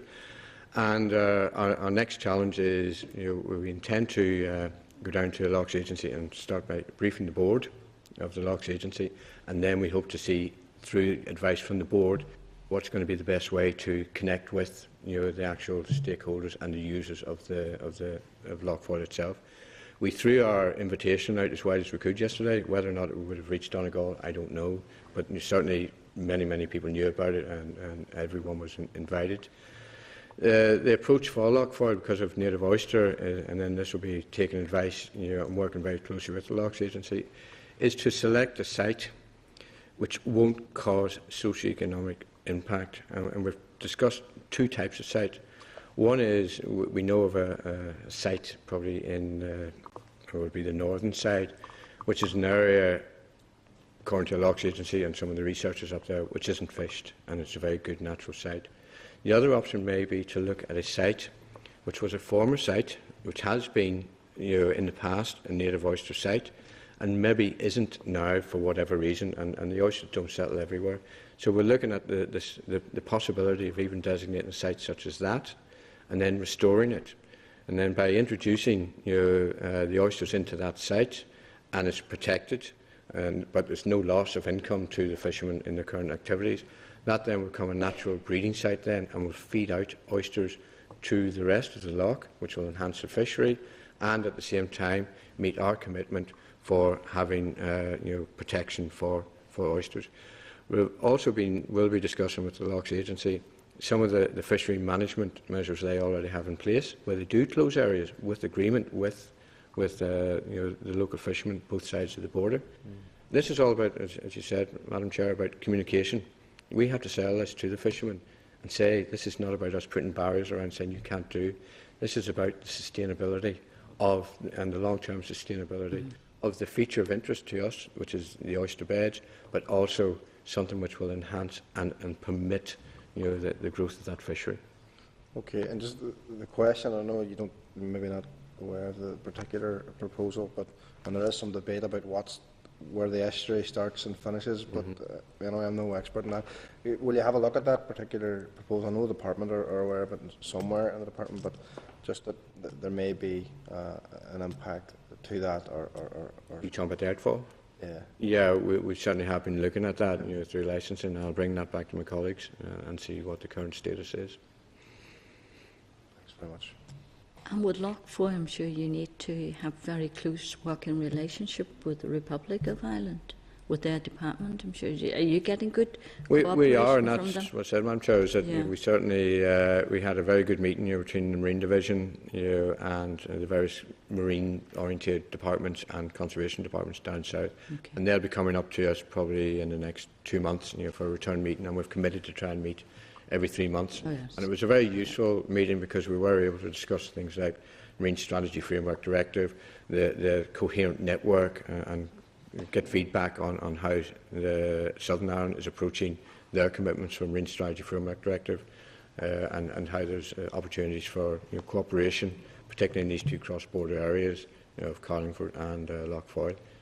Loch Foyle is just that slightly bit more complicated because there isn't really a line down the middle. Yes. Whereas Carlingford there is, so it's a bit easier to manage. Cano didn't choose a very good place to go. It should have gone down the middle. Okay. The estuary line's even more complicated. Yeah. The fishers don't know the border. Chair, just a wee general point there on the relationship with the South. There's an Irish Biodiversity Forum which was in place for a while, and then it fell, but now it's been rejuvenated again, and we're involved in that and helping our colleagues in the National Park and Wildlife Service to take that forward. So issues of cross-border sites, particularly peatland sites as well as marine sites, will be discussed as part of that, funding and all that sort of thing. So we're trying to develop that with our colleagues. I would just encourage you to talk to some of the local communities down there, because I know they might just get missed out because they are across the border, but they're all very interested anyway in the coastal waters. Good point. Yeah, Cahill? Thanks, Chair, and thank you very much for your presentations. Sure, I don't know if there's any questions left or not. I just think, but, I'm sorry, I jumped no, in. no, it's grand. Just, Joe, obviously we're not going to hand out passports for the mobile species, are we? No. Just get that out of the road first. There was a couple of questions, obviously. Kathleen, I see there on slide 5, where's all the birds going here? We just need to identify more sites for birds, obviously. You see in relation to the 2 green, is that over in Kent, obviously? Somewhere around the coast, slide 5, isn't it? The Yes. green areas identified for areas of bird protection. We'll have to look over the far side of the coast to see it. There's bound to be birds all over the place. But no, just a couple of key points, and obviously critical engagement with stakeholders is very important, Joe. And we've talked, and Ken, we've talked about this before. Yep. And it seems throughout, and I've just looked at the engagement and the responses here.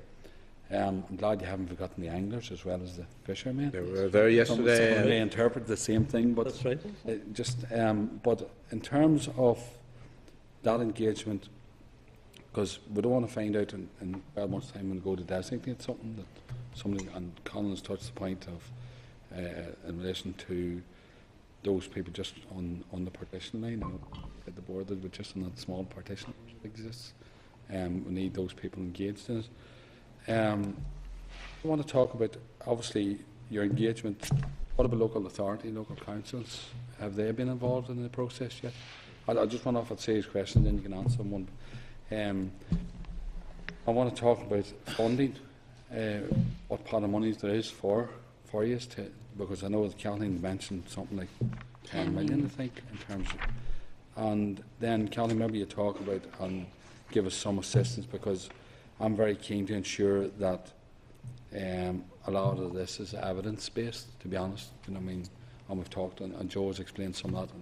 But just on them 3 points, I mean, I think most of the other questions have been asked, to be honest with you. I've forgotten what the questions were. That's why Kathleen wrote them down over there. But basically, funding is the first one, councils.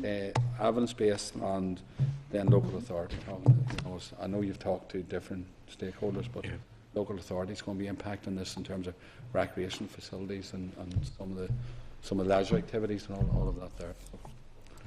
I can Who talk wants to go about, first? well, I'll do local authorities. Local Yeah. authorities are certainly on our mailing list, in particular our main way through to get the right people is quite often is also to go to the local biodiversity officer as well, and certainly the local authorities were invited. I think some attended yesterday, so yes, they are aware, particularly the coastal ones, you know, and they have actively engaged, you know, and more so than we've done in the past, you know, because they definitely are very keen. As regards funding, we obviously have a programme, we have our budgets, we have our programme for the designation, and we also, in-house, we have our own survey teams, so we do a lot of our own site surveys and monitoring, and we have our budget for that, which is our staff cost. We also commission, through a service level agreement, quite a lot of survey work, you know, particularly for the deeper waters, you know, stuff offshore. We have a service level agreement with AFBI, you know, and we also try and give good value for money where we can. So we're in partnership agreements with TARD, and we try and share resources, ship resources, and try and sort of get many surveys onto the one platform at the one time. So we can be out doing fisheries work as well as marine conservation work as well as water quality monitoring. And that's, you know, the way we've always given what we think is true value. So at the minute, I'm not coming to you and asking you for extra funding, although I probably should. Not just yet. Not just yet. But I'm happy that at the minute, you know, we have a programme in place which will deliver this timetable. We can always do with extra funding. We can always do with extra staff, but you know, we work within our budgets. Yeah. I think too, the council question is very relevant, obviously, with the Powers going to council. Both Belfast City Council and Ireland Council responded on our consultation on the designated guidelines, you know, albeit, you know, in a positive way and not really give much detail. But I think your point is very valid, because of councils, you know, majority of the council, 11 councils will have a marine bit to it, and I think they've got very key with their additional powers. If it follows, when I took over the SAC designation process, I did have to go to Moyle Council on 2 occasions and present, because there was local concerns over the Scours and Causeway and the Red Bay SACs. This is within the last 3-4 years. I went up, to a council meeting and just did a presentation with a PowerPoint and answered the questions. And after that, there was no issues. And this was during the consultation process. I think again, it's what we talked about before. If you just speak to people, and let them know, because there's a lot of hearsay, a lot of rumours, a lot of myths. So it is a question of just putting yourself up there and answering the questions. Third one. The other evidence-based. And maybe you talk on that on how the data is a main thing, and how you go about designating maybe. Yeah, okay. Some. So all the decisions we made, we wanted to be evidence-based. And I mentioned before the challenges around, I think, all the bits of evidence. For the environmental evidence, we wanted evidence that what we were trying to protect was actually there, which in some cases meant having to go out and check, because some of the information we had was models of what seafloor habitats there were. And also good information about extent. So we didn't want to, so even if you knew something was there, we didn't necessarily want to designate a site if it only covered a very small area. So that was one of the key elements in terms of making the decisions. There were also issues around the social and economic information. So there was a huge process around gathering that information. So gathering the information, there were methodologies for all the sectors, which I think are all publicly available if anyone wants to go and look at the detail. Those methodologies were checked with the sectors so that they were comfortable with what we were doing. There was also a peer review process for that information. That was all collated. We had to do an impact assessment, which was publicly available. And then through the consultation process, there was an opportunity for stakeholders to look at that information, and then if they thought it was wrong or they had more information or things have changed, as part of the consultation process, they could feed that information back into the process.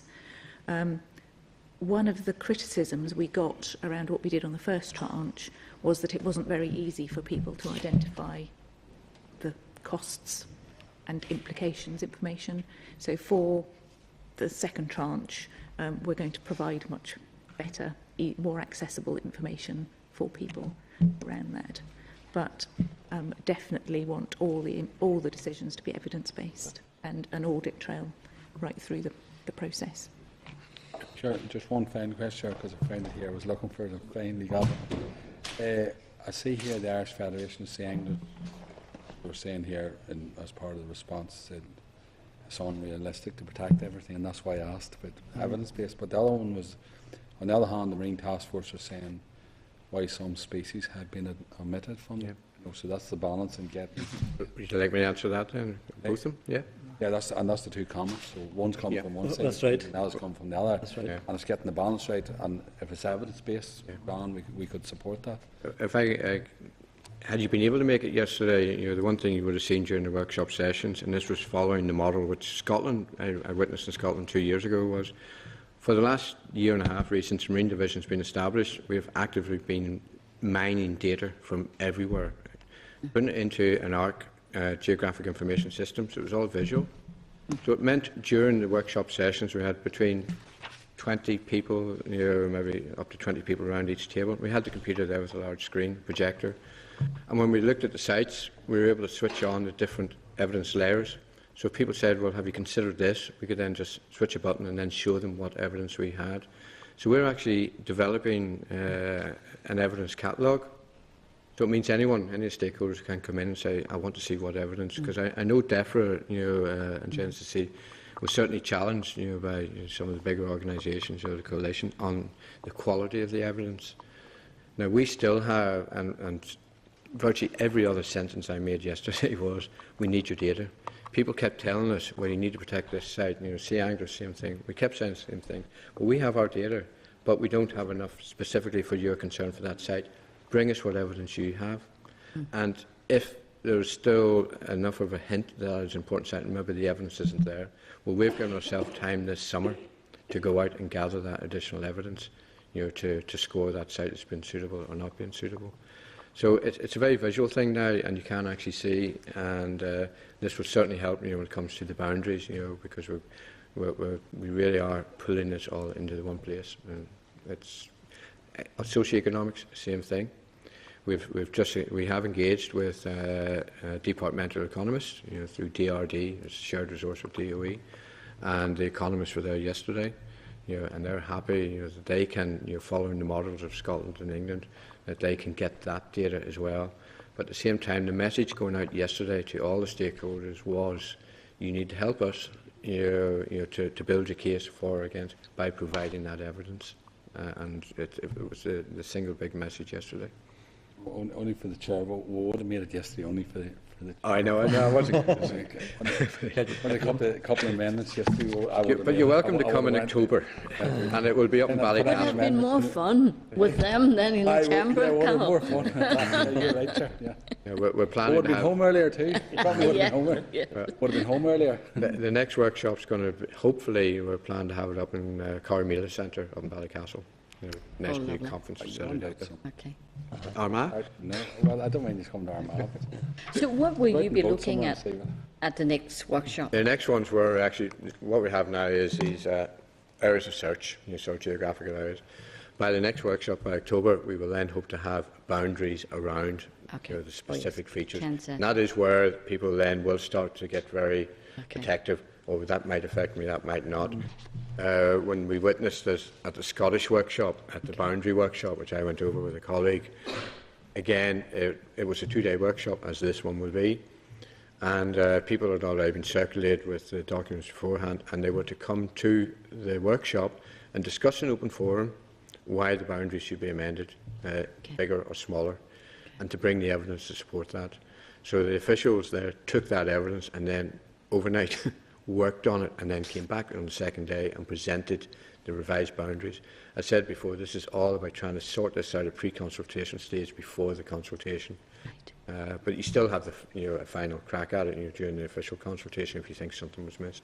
Yeah. We'll be very open to really a good process so people see the input and then the output. Go down. Go down. Well done. Well done. It'll be 2 days. Yeah, Carol. 2 days, we can put it in our diary. That's another Thursday then. Okay. Well, no more questions? No questions from anyone else?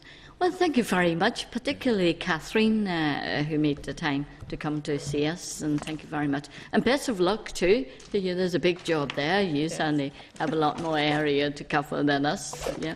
And very well done to our Marine Division too. You've done an awful lot of work. And great. Look at the passports, Ken. Well done. Yeah. And out in Eagle 50. Yeah. Colin, you are new to us, aren't you? You're new to the Marine Division. Yes, I've just joined the Marine Division in January. Okay. Very good. Well, you're very welcome to the division. It's a thriving division. It is. Isn't it? Yeah. Excellent. All the best. Thank you very much, Chair. Thank you. Bye-bye.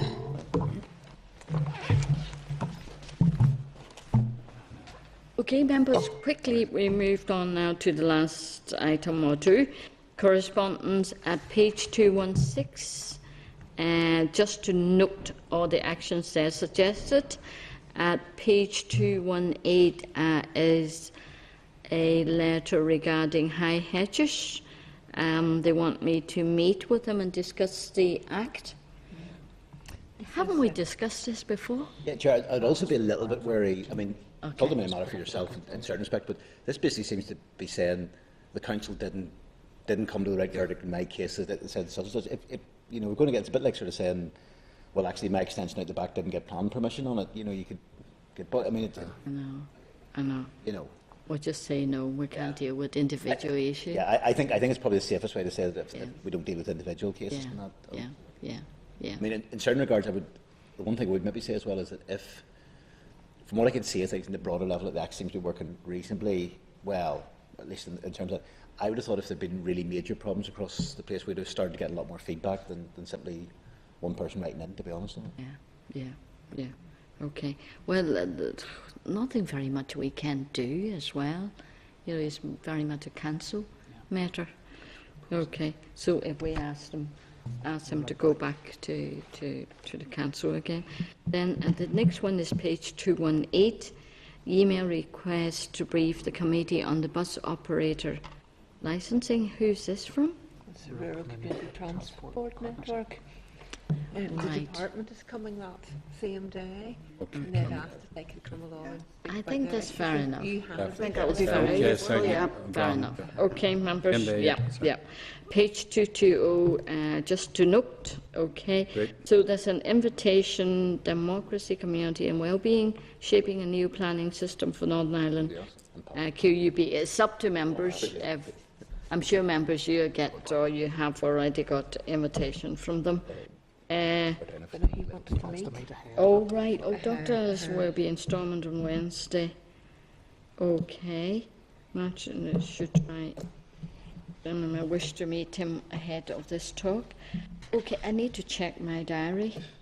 I'd be happy to meet with Dr. Ellis. He will be available from 11:30 From next 11:30. Wednesday. Okay. If Do we anybody- need to book a time with him or? Well, yes, we will. We will. If we go back to him and say what time would be appropriate, we'll get something organised. But we'll have to first find Okay. out if anybody was interested. I'll be interested. Any members interested to meet with Dr. Ellis? He's really the planning expert. Yeah.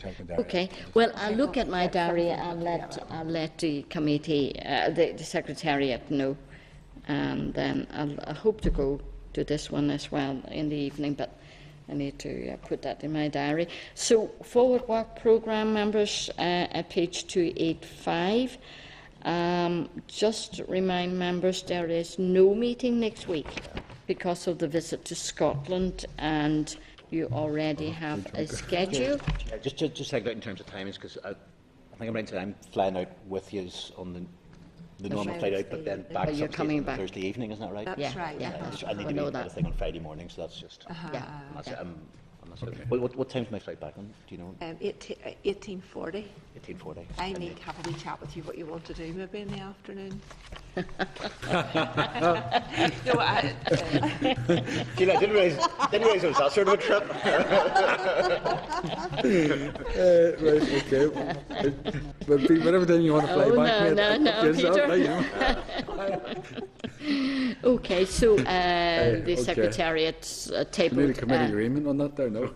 has tabled the itinerary for members. So we're leaving at 5:25. Oh no, we need to go. Sorry, what did you say? won't be able to be in Queen because we are leaving. Ah, that's right. Oh yes, yes, yes. I know. I was aware that it came in. Okay. Sinead? So what time are we meeting here if we're taking a taxi? We'll put out a more detailed briefing Okay. back on Monday. That will follow. Okay. So we need to With be all at your the actual- airport. We haven't got the actual Yeah. travel flight Okay. details yet, but you are Okay. back. Try to be safer, email Okay. round. Okay. Email round the So- thing. So we probably need to leave about 4 from here if people want to come here and then go. That's right. Yeah, we'll get a taxi Uh-huh. out there. Okay, members, and then we'll be back on the Friday, is that right, in the afternoon, late afternoon, so should be okay. Okay, in Yep. right. Yep, yep. Okay, members, I think it'll be quite useful because I found going to Scotland last time, coming back from Maureen, we had a trip to Maureen, Scotland, and then met some stakeholders. So it's really quite interesting. You can tell me all about it when you come back. Okay. But you're not going. I'm not. All right. Okay. Well, we'll let will you bring on you back that. a time. Tell you Thank on you what you very have. much. Bring me back. Tell you on what you have missed. Okay. Thank you very much, members. I think that's all we need to Yes, I think so discuss. too. Yep. Any other business? Nothing. No, So see you on next week. Some of you. Cecilia, Some of you. sorry. Yeah. Yeah, so we're the